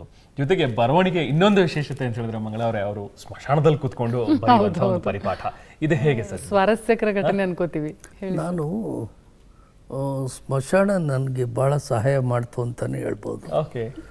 ಒಂದಿನ ನಾನು ನಮ್ಮ ಮನೆ ಮುಂದೆ ನಿಂತಿದ್ದವನು ಹೊರಗಡೆನೇ ಹೆಚ್ಚು ನಿಂತಿರ್ತಾ ಇದ್ದೆ ಅನಿಸುತ್ತೆ. ಏಕೆಂದರೆ ಯಾರಾದರೂ ಬಂದರೆ, ಮತ್ತು ಚಿಕ್ಕ ಮನೆ, ಯಾರನ್ನ ಬಂದರೂ ಹೊರಗಡೆ ನಿಂತ್ಕೊಳ್ತಾ ಇದ್ದೆ ಹೋಗಿ, ಅಷ್ಟು ಚಿಕ್ಕದು ಮನೆ. ಓಕೆ. ಆದರೂ ನಾನೇನು ಮಾಡಿದೆ, ಯಾಕೆ ಸುಮ್ಮನೆ ಹಿಂಗೇ ನಿಂತಿರೋದು, ಜನ ಏನು ತಿಳ್ಕೊಳ್ತಾರೆ ಅಂದ್ಬಿಟ್ಟು ಸೀದಾ ಹೋಗೋಣ ಏನಾಗುತ್ತೋ ನೋಡೋಣ ಅಂತ ಸೀದಾ ನಾವು ಉತ್ತರ ದಿಕ್ಕಿಗೆ ಹೊರಟೆ. ನಾನು ಸುಮ್ಮನೆ ಹೋಗ್ತಾ ಇದ್ದರೆ ಡೆಡ್ ಎಂಡಲ್ಲಿ ಸ್ಮಶಾನ ಸಿಕ್ತು. ನಾನು ಅರೆ ಸ್ಮಶಾನಕ್ಕೆ ಬಂದನಲ್ಲಪ್ಪ, ಇದೇನು ಕೊನೆಗಾಲದಲ್ಲಿ ಬರೋದು, ಬೇಗನೆ ಬಂದ್ಬಿಟ್ನಲ್ಲ. ಸ್ಮಶಾನಕ್ಕೆ ಬರೋರು ಕೊನೆಗೆ ಬರಬೇಕು, ಜೀವನ ಮುಗಿಸಿದ ಮೇಲೆ, ಅದು ಹೆಚ್ಚು ಕಮ್ಮಿ ಆದರೆ ಬರಬೇಕು. ಈಗ ಬೇಗನೆ ಬಂದ್ಬಿಟ್ನಲ್ಲ ಅಂತ ಒಳಗಡೆ ಹೋದರೆ ತುಂಬ ಚೆನ್ನಾಗಿತ್ತು ನನಗೆ ಸ್ಮಶಾನ. ಎಷ್ಟು ಚೆನ್ನಾಗಿತ್ತು ಅಂದರೆ ಅಲ್ಲೇ ಓದೋದು, ಬರೆಯೋದು, ಈವನ್ ಊಟ ಮಾಡೋದು ಸ್ಮಶಾನದಲ್ಲಿ. ಈ ಹೆಣ ಸುಡೋರ ಜೊತೆ ಕೆಲಸಗಾರರು ಏನಿದ್ರು ಅವ್ರ ಜೊತೆ ಊಟ ಮಾಡೋದು, ಅವ್ರ ಮಕ್ಕಳಿಗೆ ಪಾಠ ಹೇಳ್ಕೊಡೋದು, ಅದೆಲ್ಲ ಮಾಡ್ತಾಯಿದ್ದೆ. ಒಬ್ಬ ಹುಡುಗನ್ನ ಸ್ಕೂಲ್ಗೂ ಸೇರಿಸಿದ್ದೆ. ಹುಡುಗ ಅವ್ರ ಹೆಡ್ ಮಾಸ್ಟರ್ ನೋಡಿ ಇವನ್ನ ಸೇರಿಸ್ಕೊಳ್ಳಿ ಅಂತ ಮಕ್ಕಳಿಗೆ ಸ್ವಲ್ಪ ಹೊತ್ತು ಪಾಠನೂ ಹೇಳ್ಕೊಡ್ತಾ ಇದ್ದೆ. ಆಮೇಲೆ ಇತ್ತೀಚೆಗೆ ನಾನು ಅಂದರೆ ಎಷ್ಟೋ ವರ್ಷದ ನಂತರ, ಒಂದು 40 ವರ್ಷದ ನಂತರ ನಾನು ಸ್ಮಶಾನಕ್ಕೆ ಮತ್ತೆ ಹೋದೆ, ನಮ್ಮ ತಾಯಿ ಕ್ರಿಮೇಷನ್ಗೆ ಅಂತ. ನಮ್ಮ ಸ್ನೇಹಿತರ, ಆ ಕಾಲದ ಸ್ನೇಹಿತರಾಗಿದ್ರಲ್ಲ ಅವರಿದ್ದರು. ನಾನು ಅವ್ರನ್ನ ಕೇಳಿದೆ, ಒಬ್ಬ ಚಿಕ್ಕ ಹುಡುಗನ್ನ ಸ್ಕೂಲಿಗೆ ಸೇರಿಸಿದ್ವಲ್ಲ, ಪಾಠ ಹೇಳ್ತಿದ್ನಲ್ಲ, ಏನು ಮಾಡ್ದ, ಏನಾದರೂ ಶಿಕ್ಷಣದಲ್ಲಿ ಮುಂದುವರೆದ ಅಂದರೆ. ಅವ್ರ ತಂದೆ ಇನ್ನೂ ಸ್ಮಶಾನದಲ್ಲಿ ಕೆಲಸಗಾರ. ಅವ್ರ ತಂದೆ ನಮಗೆ ತುಂಬ ಆಗಿದ್ದಾರೆ ಈಗಲೂ. ಅವತ್ತ ಹೇಳಿದ್ರು, ಹೌದು ಅವನು ಒಳ್ಳೆ ಇದಾಯಿತು, ಅವನಿಗೆ ಸೇರಿಸಿದ್ದು, ಈಗ ಅವನು ಸಾಫ್ಟ್ವೇರ್ ಇಂಜಿನಿಯರ್ ಅಂತ ಹೇಳ್ದ. ನನಗೆ ಸಂತೋಷ ಆಯಿತು. ಅಯ್ಯೋ ಎಷ್ಟು ಒಳ್ಳೆ ಕೆಲಸ ಆಯಿತು. ಆದರೆ ಒಳ್ಳೆ ಕೆಲಸ ಮಾಡೋಕ್ಕೆ ಯಾವುದೇ ಅವಕಾಶ ಸಿಕ್ಕಿದ್ರೂ ಬಿಡಬಾರ್ದು, ಅದು ಇವತ್ತಲ್ಲ ನಾಳೆ ಫಲ ಕೊಡ್ತದೆ. ಆ ಥರ ತುಂಬ ಸಂತೋಷ ಆಯಿತು. ನಾನು ಅಲ್ಲೇ ರೂಢಿ ಮಾಡ್ಕೊಂಬಿಟ್ಟೆ. ಲೈಟೆಲ್ಲ ಇತ್ತಲ್ಲ, ನಮ್ಮ ಮನೇಲಿ ವಿದ್ಯುತ್ ಕೂಡ ಇರಲಿಲ್ಲ. ಅಲ್ಲೇ ಕುಂತ್ಕೊಂಡು ಯಾವುದೋ ಗೋರಿ ಮೇಲೆ, ಅದರಲ್ಲೂ ಅಮೃತಶಿಲೆಯ ಗೋರಿಗಳನ್ನೇ ಸೆಲೆಕ್ಟ್ ಮಾಡ್ಕೊಂಡು ಅದ್ರ ಮೇಲೆ ಕುಂತ್ಕೊಂಡು ಸ್ವಲ್ಪ ಸ್ಟ್ಯಾಂಡರ್ಡ್ ಇರಲಿ ಅಂತ ಕುಂತ್ಕೊಂಡು ಪದ್ಯಗಳು ಬರೆಯೋದು. ಸ್ಮಶಾನವನ್ನೇ ಕುರಿತು ಪದ್ಯ ಬರೆದಿದ್ದೇನೆ. ಒಲೆ ಮಾದಿಗೆ ಹಾಡಿನಿಲ್ಲ ಆ ಪದ್ಯಗಳು ಇವೆ ಆ ಕೃತಿಗಳಿಗೆ. ಇದು ಭಾಳ ಜನರಿಗೆ ಗೊತ್ತಿರಲಿಲ್ಲ, ನಮ್ಮ ಸ್ನೇಹಿತರಿಗೆ. ನನ್ನ ಫ್ರೆಂಡು, ನಾವು ಕ್ಲಾಸ್ಮೇಟ್ಸು, ಭಾಳ ವರ್ಷ, ಭಾಳ ಕ್ಲೋಸ್ ಫ್ರೆಂಡ್ಸು. ನನ್ನ ಫ್ರೆಂಡು ಡಾಕ್ಟರ್ ಕರಿಗೌಡ ಬೀಚನಹಳ್ಳಿ ಅಂತ ಕಥೆಗಾರರು. ಈಗ ಅವರು ಊರಿಂದ ಬಂದಿದ್ದಾರೆ ನನ್ನ ಮಾತಾಡಿಸ್ಕೊಂಡು ಹೋಗೋಕ್ಕೆ. ಬಂದು ನಮ್ಮ ತಾಯಿನ, ಎಲ್ಲಮ್ಮ ಸಿದ್ಧಲಿಂಗಯ್ಯ ಕಾಣ್ತಾ ಇಲ್ಲ, ಎಲ್ಲಿದ್ದಾನೆ ಅಂದ್ರೆ, ನಮ್ಮ ತಾಯಿ ಪಾಪ ಸ್ಮಶಾನದಲ್ಲಿದ್ದಾನೆ ಕಣಪ್ಪ ಅಂತ ಅವ್ರು ಹಂಗೆ ಹೇಳ್ದೇಟ್ಗೆ ಇವು ಕರಿಗೌಡ್ರು ಅಯ್ಯಪ್ಪೋ ಓದ್ನಲ್ಲೋ ನಮ್ಮ ಫ್ರೆಂಡ್ ಓದ್ನಲ್ಲೋ ಅಂತ ಗೊಳೋ ಅಂತ ಹತ್ಕೊಂಡು ಇವರು ನಿಂತ್ಕೊಂಡ್ಬಿಟ್ಟಿದ್ದಾರೆ. ಈಗ ಇವ್ರು ಹೇಳೋದು ನೋಡ್ಬಿಟ್ಟು ನಮ್ತೆ, ಯಾಕಪ್ಪ ಹಿಂಗೆ ಆಡ್ತೀಯ, ಏನಾಯ್ತು ಇಲ್ಲಿಗೆ? ಅಯ್ಯಯ್ಯೋ ನಮಗೆ ಮೊದಲೇ ಹೇಳೋಕ್ಕಿಲ್ವೇ, ನಮಗೊಂದು ಮಾತು ಹೇಳೋಕ್ಕಿಲ್ವಾ, ಗೊತ್ತಿರ್ಲ್ವ ನಾವೆಲ್ಲ ಕಾರ್ಯಕ್ಕೆ ಅಂತ ಅಂದಿದ್ದಾರೆ ಕರಿಗೌಡರು. ಆವಾಗ ನಮ್ಮ ತಾಯಿಗೆ ಗಾಬರಿ, ಓ ನಮ್ಮ ಹುಡುಗ ಸತ್ಯ ಹೋದ ಅಂತ ಹೇಳ್ಕೊಂಡು, ಇಲ್ಲಪ್ಪ ಅಲ್ಲಿ ಓದೋದು ಬರೆಯೋದು ಅಲ್ಲೇ, ಅವನು ಯಾವಾಗಲೂ ಅಲ್ಲೇ ಇರ್ತಾನೆ ಸ್ಮಶಾನದಲ್ಲಿ. ಆಮೇಲೆ ಕರಿಗೌಡ ಸಮಾಧಾನ ಆಗಿ ಸ್ಮಶಾನ ಕುಡಿಕೊಂಡು ಬಂದ್ರ ಮೇಲೆ ಆ ಥರದ ಅನುಭವಗಳು ಕೂಡ ಆಗಿದೆ. ಸರಿ, ಪುಟ್ಟಣ್ಣ ಕಣಗಾಲ್ ಅವ್ರ ಪರಿಚಯ ಹೇಗಾಯ್ತು? ಮತ್ತೆ ಅವ್ರ ಚಿತ್ರಗಳಿಗೆ ಹಾಡು ಕೂಡ ಬರೀತೀರಾ ನೀವು? ಹೇಗೆ ಸಾಧ್ಯ ಆಯ್ತು ಸರ್ ಅದು? ನಾನು ನಾಟಕಗಳಿಗೆ ಹಾಡು ಬರಿತಾ ಇದ್ದೆ ಮೊದಲು. ಬಿ ಕಾರಂತರ ನಾಟಕಗಳಿಗೆಲ್ಲ ಬರೆದಿದ್ದೀನಿ. ಆರ್ ನಾಗೇಶು, ಬಿ ಕಾರಂತರು, ಪ್ರಸನ್ನ ಅವ್ರ ನಾಟಕಗಳಿಗೂ ಬರಿತಾ ಇದ್ದೆ. ಕವಿತೆಗಳು ನನಗೆ TN ಸೀತಾರಾಮ್ ತುಂಬ ಆತ್ಮೀಯ ಸ್ನೇಹಿತರು. ಅವರು ಏನು ಮಾಡಿದ್ದಾರೆ, ನನ್ನೊಂದು ಪುಸ್ತಕ ತಗೊಂಡೋಗಿ ಪುಟ್ಟಣ್ಣವ್ರು ಕೊಟ್ಟಿದ್ದಾರೆ, ಕವನ ಸಂಗ್ರಹ. ಪುಟ್ಟಣ್ಣವ್ರ ಪದ್ಯಗಳನ್ನು ಓದಿ ಭಾಳ ಖುಷಿಯಾಗಿ ಅವ್ರಿಗೆ, ಇವ್ರ ಕೈಲಿ ನನ್ನ ಸಿನಿಮಾಕ್ಕೊಂದು ಹಾಡು ಬರೆಸ್ಬೇಕಲ್ಲ ಅಂತ ಇವ್ರಿಗೆ ಹೇಳಿದ್ದಾರೆ. ಯಥಾ ಪ್ರಕಾರ ನಾನು ಸ್ವಲ್ಪ ಈ ಸಿನಿಮಾ ನೋಡ್ತಿರ್ಲಿಲ್ಲ. ಸಿನಿಮಾ ನೋಡದೇ ಇರೋರೇ ತುಂಬ ಒಳ್ಳೆಯ ವ್ಯಕ್ತಿಗಳು ಅನ್ನೋ ಅಭಿಪ್ರಾಯ ಆ ಕಾಲದಲ್ಲಿ, ಜನಾಭಿಪ್ರಾಯ. ಆ ಕಾಲದಲ್ಲಿ ಹಂಗಿತ್ತು, ಸಿನಿಮಾ ನೋಡದೇ ಇರೋರು ಒಳ್ಳೆಯವರು, ಸೈಕಲ್ ತುಳಿದೇ ಇರೋರು ಒಳ್ಳೆಯವರು. ಯಾವನೋ ಸೈಕಲ್ ಮೇಲೆ ಹುಡುಗ ಬಿಟ್ಕೊಂಡು ಹೋದ ಅಂದರೆ ಇವನೇನೋ ಅಪಾಪೋಲಿ ಆಗೋನೇನೋ ಲೆಕ್ಕ. ಸಿನಿಮಾ ನೋಡ್ತಾನೆ ಒಬ್ಬ ಹುಡುಗ ಹೋಗಿ ಅಂದರೆ ಹಾಳಾದ ಅಂತ ಲೆಕ್ಕ. ಆದ್ದರಿಂದ ನಾನು ಸ್ವಲ್ಪ ಇದನ್ನೆಲ್ಲ ಗೊತ್ತಿದ್ದರಿಂದ ಸಿನಿಮಾನೂ ನೋಡ್ತಿರ್ಲಿಲ್ಲ, ಸೈಕಲ್ಲು ತುಳಿತಿರ್ಲಿಲ್ಲ, ತಲೆ ಬುಗ್ಸ್ಕೊಂಡು ಹೋಗೋದು ಮನೆಯಿಂದ ಕಾಲೇಜ್ಗೆ ಅಥವಾ ಹೊರಗಡೆ, ಮತ್ತೆ ತಲೆ ಬುಗ್ಸ್ಕೊಂಡು ಬರೋದು. ಇಡೀ ನಮ್ಮ ಬೀದಿ ಜನವೆಲ್ಲ ಏನ್ರಿ ಎಂಥ ದೊಡ್ಡ ಮನುಷ್ಯ ಆಗಿದ್ದ ಸಂಸ್ಕಾರಿ ಹುಡುಗ.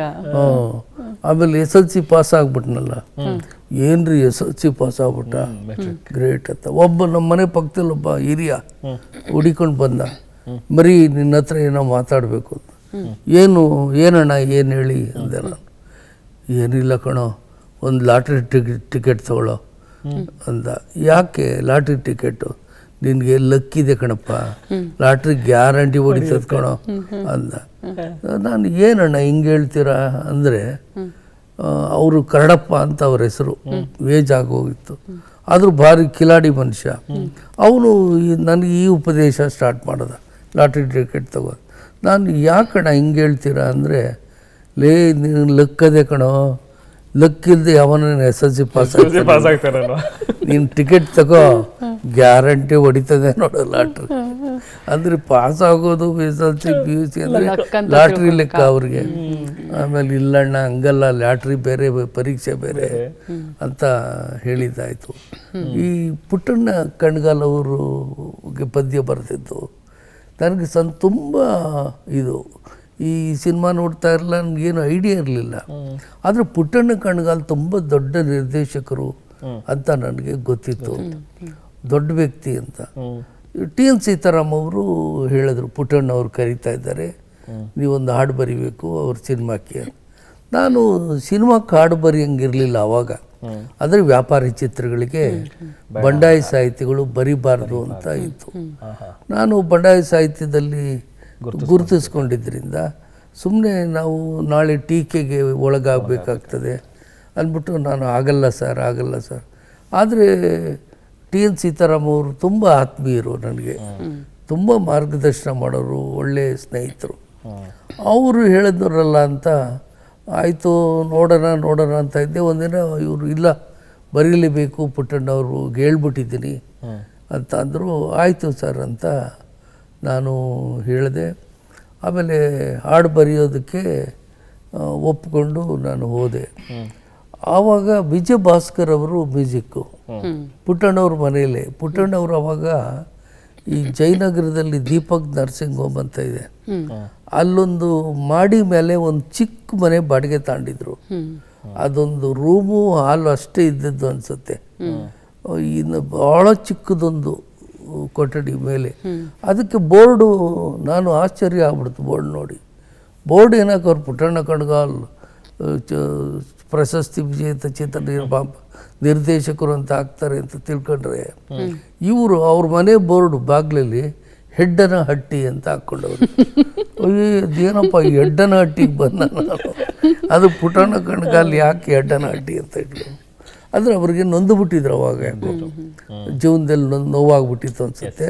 ಹೆಡ್ಡನ ಹಟ್ಟಿ ಅಂತ ಹಾಕ್ಕೊಂಡು ಪಾಪ ನಾನು ಹೋದಾಗ ಒಳಗಡೆ ಪೂಜೆ ಮಾಡ್ತಾಯಿದ್ರು. ಈ ನಾವು ಬಂಡಾಯ ಸಾಹಿತಿಗಳು ಬರೆಯೋಂಗಿಲ್ಲ, ಈ ವ್ಯಾಪಾರಿ ಚಿತ್ರಕ್ಕೆ ಸಾಂಪ್ರದಾಯವಾದಿಗಳು ಮಾಡೋ ಚಿತ್ರಕ್ಕೆ ಬರೆಯೋಂಗಿಲ್ಲ ಅಂತ ಒಂದು ನಿಯಮ. ನಾನು ಇದೇನು ಇರಲಿ, ನಾವು ಸೀತಾರಾಮ್ ಅವರು ಹೇಳಿದ್ಮೇಲೆ ಒಳ್ಳೆಯದೇ ಹೇಳ್ತಾರೆ ಅಂತ ಹೋದ್ರೆ ಅವ್ರು ಪೂಜೆ ಮಾಡ್ತಾವ್ರೆ, ನಾನು ನಾಸ್ತಿಕ, ಇದೇನಪ್ಪ ಈ ಪೂಜೆ ಮಾಡ್ತಾವ್ರೆ ಅಂದರೆ. ಆಮೇಲೆ ಅವತ್ತು ನೋಡೇ ಇರಲ್ಲ ಅವ್ರನ್ನ.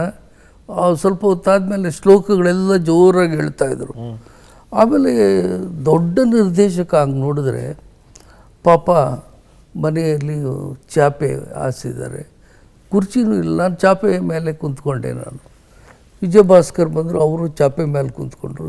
ಸೀತಾರಾಮ್ ಬಂದರು, ಅವರು ಪುಟ್ಟಣ್ಣವರು ಬಂದರು. ನೋಡ್ತಿರೋ ಒಬ್ಬ ಋಷಿ ನೋಡ್ದಂಗೆ ದಾಡಿ ಬಿಟ್ಬಿಟ್ಟಿದ್ದಾರೆ, ವಿಭೂತಿ ಕುಂಕುಮ, ಒಂಥರ ಋಷಿಗಳ ಥರ ಕಂಡು. ಇದೇನಪ್ಪ ಇವ್ರು ಹಿಂಗಿದ್ದಾರೆ ಫಿಲ್ಮು ಡೈರೆಕ್ಟ್ರು ಅಂದ್ಬಿಟ್ಟು ನಾನು ನಮಸ್ಕಾರ ಮಾಡಿದೆ. ಅವರು ಒಳ್ಳೆ ಮಾತು ಹೇಳಿದ್ರು, ಒಂದು ಕವಿಗಳ ಹತ್ರ ಬರೆಸ್ಬೇಕು ಅಂತ ಆಸೆ, ಅದಕ್ಕೆ ನಿಮ್ಮನ್ನು ಕರೆದೆ ಅಂತ. ಅವರು ಪಾಪ ಕುಂತ್ಕೊಂಡ್ರು. ನನಗೆ ಒಂದು ಹಾಡು ಬರ್ಕೊಡ್ಬೇಕಲ್ಲ. ಆಯಿತು ಸರ್ ಬರಿತೀನಿ ಬಿಡಿ ಸರ್. ಅದು ಬರೆಯೋ ವಿಧಾನವೇ ನನಗೆ ಹೊಸ್ದು. ಟ್ಯೂನ್ ಕೊಟ್ಟರು, ವಿಜಯಭಾಸ್ಕರ್. ಆ ಟ್ಯೂನ್ಗೆ ಸರಿಯಾಗಿ ಶಬ್ದಗಳು ಬರಿಬೇಕಲ್ಲ. ಒಂದು ಪ್ರೇಮ ಗೀತೆ ಅಂದರೆ ಒಂದು ಹೆಣ್ಮಗಳು, ಕುರುಡಿಯ ಎರಡೂ ಕಣ್ಣಿಲ್ಲದ ಹೆಣ್ಮಗಳನ್ನ ಒಬ್ಬ ಪ್ರೀತಿಸಿ ಮದುವೆ ಆಗ್ತಾನೆ. ಆ ಮದುವೆ ಆಗೋ ಸಂದರ್ಭ ಬರಿಬೇಕು, ಅವನು ಆ ಪ್ರೀತಿಯ ಮಾತುಗಳು ಬರಬೇಕು. ಆವಾಗ ನಾನೇನು ಮಾಡಿದೆ, ಆ ಕಣ್ಣಿಲ್ಲದ ಹೆಣ್ಮಗಳಿಗೆ ಹೀರೋ ಆದವನು, ಗೆಳತಿ ಓ ಗೆಳತಿ ಅಪ್ಪಿಕೋ ಏನು ಅಪ್ಪಿಕೋ, ಕಣ್ ಕಾಣಲ್ವಲ್ಲ, ಅಪ್ಪಿಕೋ ಏನು ಅಪ್ಪಿಕೋ, ಬಾಳೆಲ್ಲ ಎನ್ನ ತಬ್ಬಿಕೋ ಅಂತ ಬರೆದೆ. ಜಗದ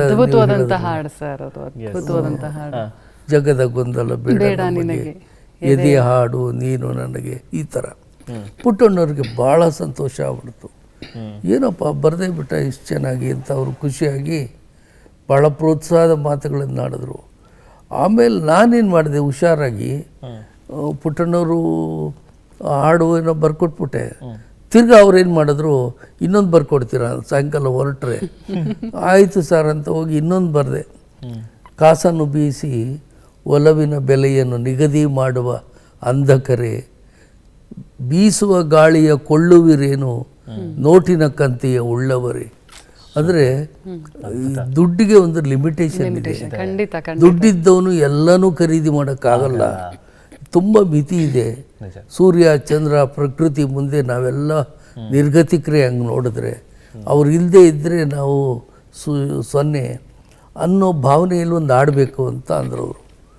ನಾನೇನು ಮಾಡಿದೆ, ಕಾಸನ್ನು ಬೀಸಿ ಒಲವಿನ ಬೆಲೆಯನ್ನು ನಿಗದಿ ಮಾಡುವ ಅಂಧಕರೆ, ಬೀಸುವ ಗಾಳಿಯ ಕೊಳ್ಳುವಿರೇನು ನೋಟಿನ ಕಂತೆಯನ್ನು ಉಳ್ಳವರೇ ಅಂತ ಬರೆದೆ. ಸರ್, ಈ ಹಾಡುಗಳು ಬಹುಶಃ ನಿಮ್ಮ ಮಾತಲ್ಲಿ ಕೇಳ್ತಾ ಇದ್ರೆ ನಿಜ ಎಷ್ಟು ಅದ್ಭುತ ಅನ್ಸುತ್ತೆ. ಇದನ್ನ ಹಾಡಿನ ರೂಪದಲ್ಲಿ ಕೇಳಿದ್ರೇನೆ ಸಂತೋಷ ಅಂತ ಅನ್ಸುತ್ತೆ. ನೀವು ಹಾಡುವ ಪ್ರವೃತ್ತಿ ಏನಾದ್ರು? ಇಲ್ಲ, ಹಾಡುವುದು ನನಗೆ. ಓಕೆ, ಹಾಗಾದ್ರೆ ಮಂಗಳ ಅವರು ದಯವಿಟ್ಟು ನಮಗೋಸ್ಕರ ಆ ಹಾಡನ್ನ ಹಾಡಬೇಕು. ಧ್ವನಿ ಸರಿ ಇಲ್ಲ ಆದ್ರೂ ಕೂಡ ಈಗ ಆ ಹಾಡು ನನಗೆ ಬಹಳ ಪ್ರಿಯವಾದಂತ ಹಾಡು ಸರ್. ಆದ್ರೆ ನೀವು ಬರ್ದಿದ್ದೀರಾ ಅಂತ ಗೊತ್ತಿಲ್ಲ, ಯಾಕಂದ್ರೆ ನೀವಷ್ಟೇ ಹೇಳಿದ್ರೆ ಹೆಸರು ಬದಲಿಸ್ಕೊಂಡು ಬರ್ದಿರೋ ಹಾಡು ಆದಿತ್ಯ ಅನ್ನುವಂತ. ಜಗದ ಗೊಂದಲ ಬೇಡ ನಿನಗೆ, ಎದೆಯ ಹಾಡು ನೀನು ನನಗೆ. ಜಗದ ಗೊಂದಲ ಬೇಡ ನಿನಗೆ, ಎದೆಯ ಹಾಡು ನೀನು ನನಗೆ. ನಿನ್ನ ಮಾತೇ ಜೇನು ನನಗೆ, ನಿನ್ನ ಜೊತೆಯೇ ಸಾಕು ನನಗೆ. ನಿನ್ನ ಜೊತೆಯೇ ಸಾಕು ನನಗೆ. ಗೆಳತಿ ಓ ಗೆಳತಿ, ಅಪ್ಪಿಕೋ ಎನ್ನ ಅಪ್ಪಿಕೋ, ಬಾಳೆಲ್ಲ ಎನ್ನ ತಬ್ಬಿಕೋ. ಗೆಳತಿ ಓ ಗೆಳತಿ. ಅದರಲ್ಲಿ ಇನ್ನೂ ಮೇಲು ಕೀಳಿನ ಬೇಲಿ ಜಿಗಿದು, ಪ್ರೇಮ ಲೋಕದಿ ನಿನ್ನ ಬಿಗಿದು, 100 ಮುತ್ತನ್ನು ಕೊಟ್ಟು ನಿನಗೆ, ನಾನೇ ಆಗುವೆ ಕಣ್ಣು ನಿನಗೆ ಅಂತ ಬರುತ್ತೆ. ಅದ್ಭುತವಾದಂತ ಗೀತೆ ಸರ್. ಚೆನ್ನಾಗಿ ಹಾಡಿದ್ರಿ. Thank you. ತುಂಬಾ ಸಂತೋಷ ಆಯ್ತು. ಇನ್ನೊಂದು ಹಾಡು ಕೂಡ ನಮಗೆ ಬಹಳ ಇಷ್ಟವಾಗುವಂತಹ ಸರ್ ಬರ್ದಿರುವಂತಹ ಹಾಡು, ಆ ಬೆಟ್ಟದಲ್ಲಿ. ಆ ಬೆಟ್ಟದಲ್ಲಿ ಬೆಳದಿಂಗಳಲ್ಲಿ ಬಾನಲೆ ಮಧುಚಂದ್ರಕ್ಕೆ ನಾಗ್ತೇಳಿ ಚಂದ್ರಶೇಖರ್, ಶಿವರಾಮ್ ಅವರ ಸಿನಿಮಾ. ಈ ಪುಟ್ಟಣ್ಣ ಕಣಗಾಲ್ ಅವ್ರಿಗೆ ಬರೆದ್ಮೇಲೆ ಅವರು ಒಂದು ಹಾಡು ಬರೀರಿ ಅಂದವರು, ತಿರ್ಗಾ ಇನ್ನೊಂದು ಹಾಡು ಬರ್ಕೊಡಿ ಅಂದರು. ಮತ್ತೆ ಬರ್ಕೊಟ್ಟೆ 2ನೇ ಹಾಡು. ಮತ್ತೆ ಬರ್ತೀನಿ ಸರ್ ಅಂದರೆ ಇನ್ನೊಂದು ಹಾಡು ಬೇಕಲ್ಲ, 3 ಹಾಡು ಆಗೋಯ್ತು. ಅದು ಕಲಿಗಾಲವಯ್ಯ ಕಲಿಗಾಲ, ಪ್ರೀತಿಗೂ ಬಂತಯ್ಯ ಬರಗಾಲ ಅಂತ. ಆದರೆ ನಾನು ಹುಷಾರಾಗಿ ಏನು ಮಾಡಿದೆ, ಈ ಬಂಡಾಯ ಸಾಹಿತಿ ಆದ್ದರಿಂದ ನಾನು ಹಿಂಗೆಲ್ಲ ಸಿನಿಮಾಗೆ ಬರೆದು ದುಡ್ಡಿಗೆ ಆಸೆ ಪಡ್ತಾನೆ ಅಂತ ಮಾತಾಡ್ಕೋಬಾರ್ದು ಅಂತ ಆದಿತ್ಯ ಅಂತ ಹೆಸರಿಟ್ಕೊಂಡು ಬರೆದೆ. ಅದು ಯಾರಿಗೂ ಗೊತ್ತೂ ಆಗಲಿಲ್ಲ. ಹೆಂಗೋ ನನಗೆ ಸಂಭಾವನೆಯೂ ಬಂತು. ಈ ಸಿನಿಮಾಕ್ಕೆ ಹಾಡು ಬರ್ಕೊಟ್ಟೆ. ಸೀತಾರಾಮ್ ಅವ್ರಿಗೂ ಸಂತೋಷ ಆಯಿತು, ಪುಟ್ಟಣ್ಣ ಕಣ್ಗಾಲ್ ಅವ್ರಿಗೂ ಸಂತೋಷ ಆಯಿತು. ಆದರೆ ಅದೇನಾಯಿತು, ಅದರಲ್ಲಿ ಒಂದು ಹಾಡಿಗೆ ಅವಾರ್ಡ್ ಬಂದ್ಬಿಡ್ತು, ಅತ್ಯುತ್ತಮ ಚಲನಚಿತ್ರ ಸರ್ಕಾರದ ಪ್ರಶಸ್ತಿ. ಅದು ತಗೊಳಕ್ ಹೋದ್ನಲ್ಲ, ಯಾವನ ಆದಿತ್ಯ ಅಂದ್ರೆ ನಾನು, ಇವನ ಸಿಕ್ಕದ ಕಳ್ಳ ಅನ್ನೋ ಎಲ್ಲ ಬಂಡಾಯ ಸಾಹಿತಿಗಳೆಲ್ಲ ಹೆಂಗ್ ಬರೆದ್ರಿ ನೀವು ಈ ಥರ ಹಾಡನ್ನ. ಪುಟ್ಟ ಅದು ಕುಂಕುಮಧಾರಿ ಪುಟ್ಟಣ್ಣಂಗೆ ಹಾಡು ಬರೆಯೋದ? ಕ್ರಾಂತಿಕಾರಿ ನೀವು, ಎಂಥ ತಪ್ಪು ಮಾಡ್ಬಿಟ್ರಿ. ಅದು ಓಲಿ, ಎಂಥ ಹಾಡು ಬರ್ದಿದ್ರಿ, ಹೋಗಿ ಹೋಗಿ ಅಪ್ಪಿಕೋ ತಬ್ಬಿಕೋ ಹಿಂಗ ಬರೆಯೋದು ನೀವು ಅಂತ ನನಗೆ ಕೆಲವರು ಪ್ರಶ್ನೆ ಮಾಡಿ ಟೀಕೆ ಮಾಡಿದ್ರು. ಆಮೇಲೆ ನಾನು ಮೆತ್ತಗೆ ನನ್ನ ಭಾವನೆಗಳೆಲ್ಲ ಪುಟ್ಟಣ್ಣ ಕಣಗಾಲ್ ಅವರ ಭಾವನೆಗಳಿಗೆ ಅಕ್ಷರ ಅಷ್ಟೇ ಅಂತ ಹೇಳಿ ಹೆಂಗೋ ಬಚಾವಾದೆ. ಆಮೇಲೆ ನಾನು ಆ ಬೆಟ್ಟದಲ್ಲಿ ಬೆಳದಿಂಗಳಲ್ಲಿ ಸುಳಿದಾಡಬೇಡ ಗೆಳತಿ, ಅದು ಸಿನಿಮಾದಲ್ಲಿ ಬರೋ ಟೈಮ್ಗೆ ಅನೇಕ ಜನ ದಲಿತ ಬಂಡಾಯ ಸಾಹಿತಿಗಳು ಪ್ರೇಮ ಗೀತೆಗಳನ್ನ ಬರೆಯೋದ್ರಲ್ಲಿ ನನ್ನನ್ನು ಮೀರಿಸೇ ಬಿಟ್ಟಿದ್ರು. ನನಗೆ ಸಂತೋಷ ಆಯ್ತು. ಸದ್ಯ ಸರಿಯಾದ ದಾರಿಗೆ ಬಂದರು. ಕವಿಯಾದವನಿಗೆ ಒಂದೇ ಒಂದು ಇಟ್ಕೊಂಡು ಈ ಹಣೆ ಪಟ್ಟಿಗೆ ಕಣ್ಣಿಗೆ ಪಟ್ಟಿ ಕಟ್ಕೊಂಡು ಆ ಥರ ಹೋಗ್ಬಾರ್ದು, ಮುಕ್ತವಾಗಿರಬೇಕು. ಅವರಿಗೆ ಕ್ರಾಂತಿಕಾರಿ ಭಾವನೆ, ಅನ್ಯಾಯದ ವಿರುದ್ಧ ಒಂದು ಆಕ್ರೋಶ ಬಂದರೆ ಅದಕ್ಕೂ ಅಕ್ಷರ ರೂಪ ಕೊಡಬೇಕು.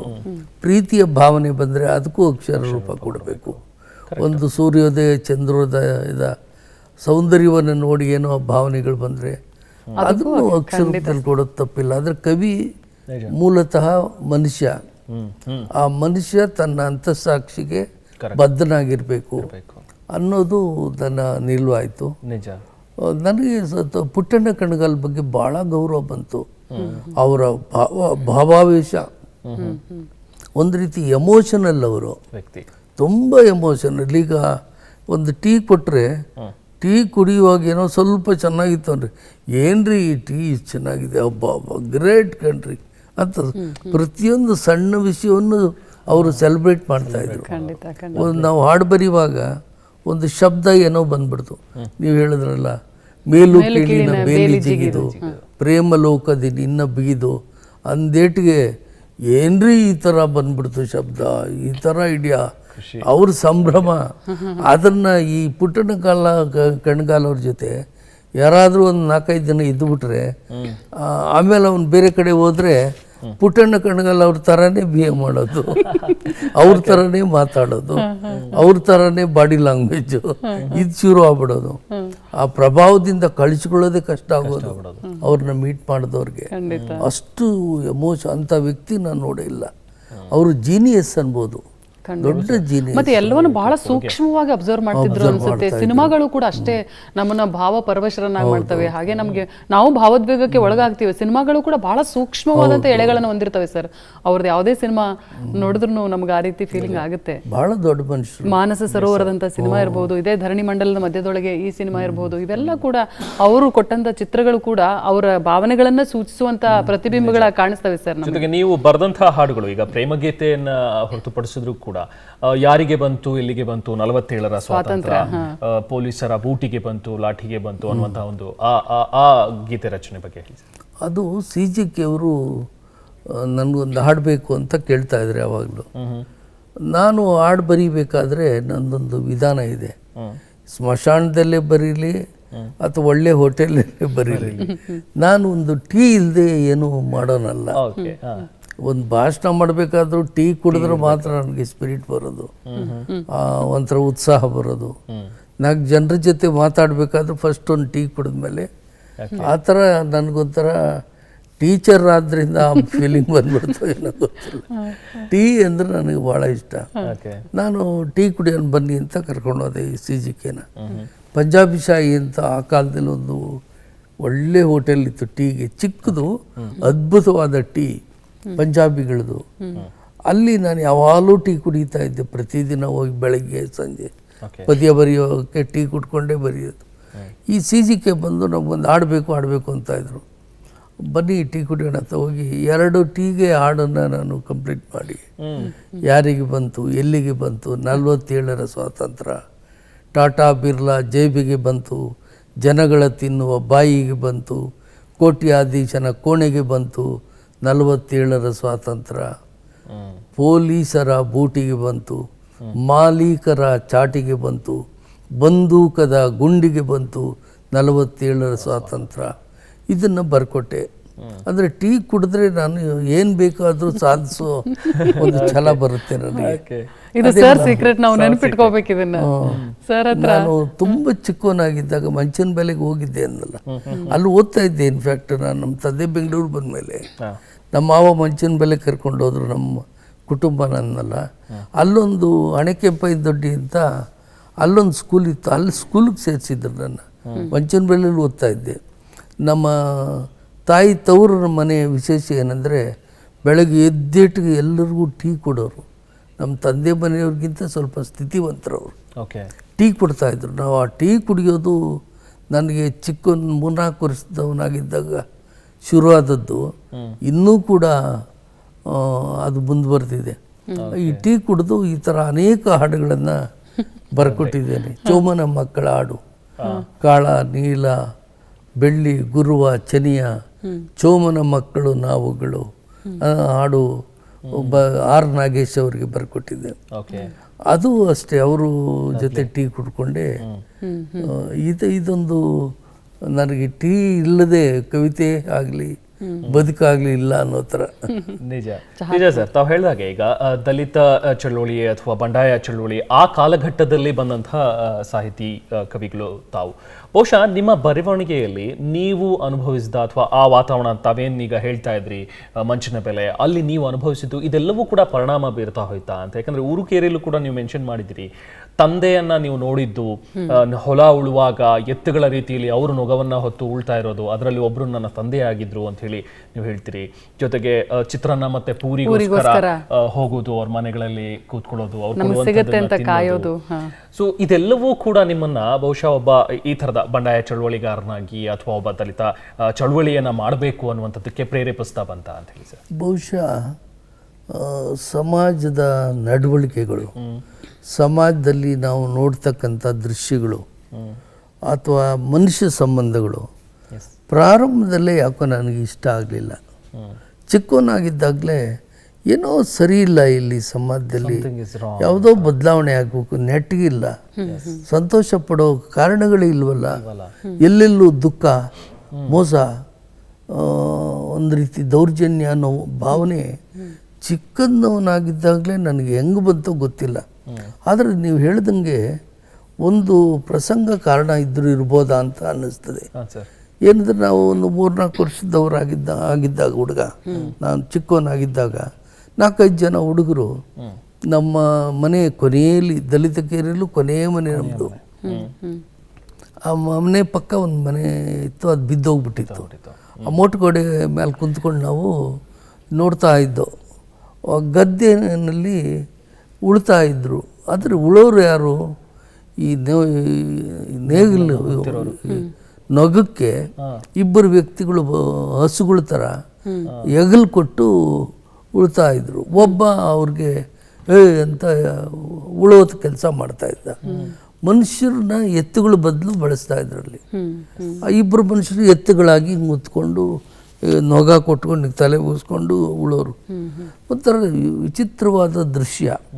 ಅದು ನೋಡಿ ನಾವು ಹುಡುಗರೆಲ್ಲ ನಗ್ತಾ ಇದ್ದೇವೆ. ನೋಡು, ಇಬ್ಬರು ಎತ್ತುಗಳಾಗ್ಬಿಟ್ಟವ್ರೆ, ಇಬ್ಬರು ಮನುಷ್ಯರು ಹೆಂಗೆ ನಡೀತಾ ಇತ್ತು ನೋಡು ಉಳುಮೆ ಅಂತ ಖುಷಿ ಪಡ್ತಾ ಇದ್ದರೆ, ನಾನು ಸ್ವಲ್ಪ ಹಂಗೇ ನೋಡ್ತಾ ಇದ್ದೆ, ಹುಡುಗರ ಜೊತೆ ಸೇರ್ಕೊಂಡು ಖುಷಿಯಾಗಿದ್ದವನು. ನೋಡಿದ್ರೆ ಆ ಇಬ್ಬರು ವ್ಯಕ್ತಿಗಳಲ್ಲಿ ಒಬ್ಬ ವ್ಯಕ್ತಿ ನಮ್ಮಪ್ಪ, ನಮ್ಮ ತಂದೆ.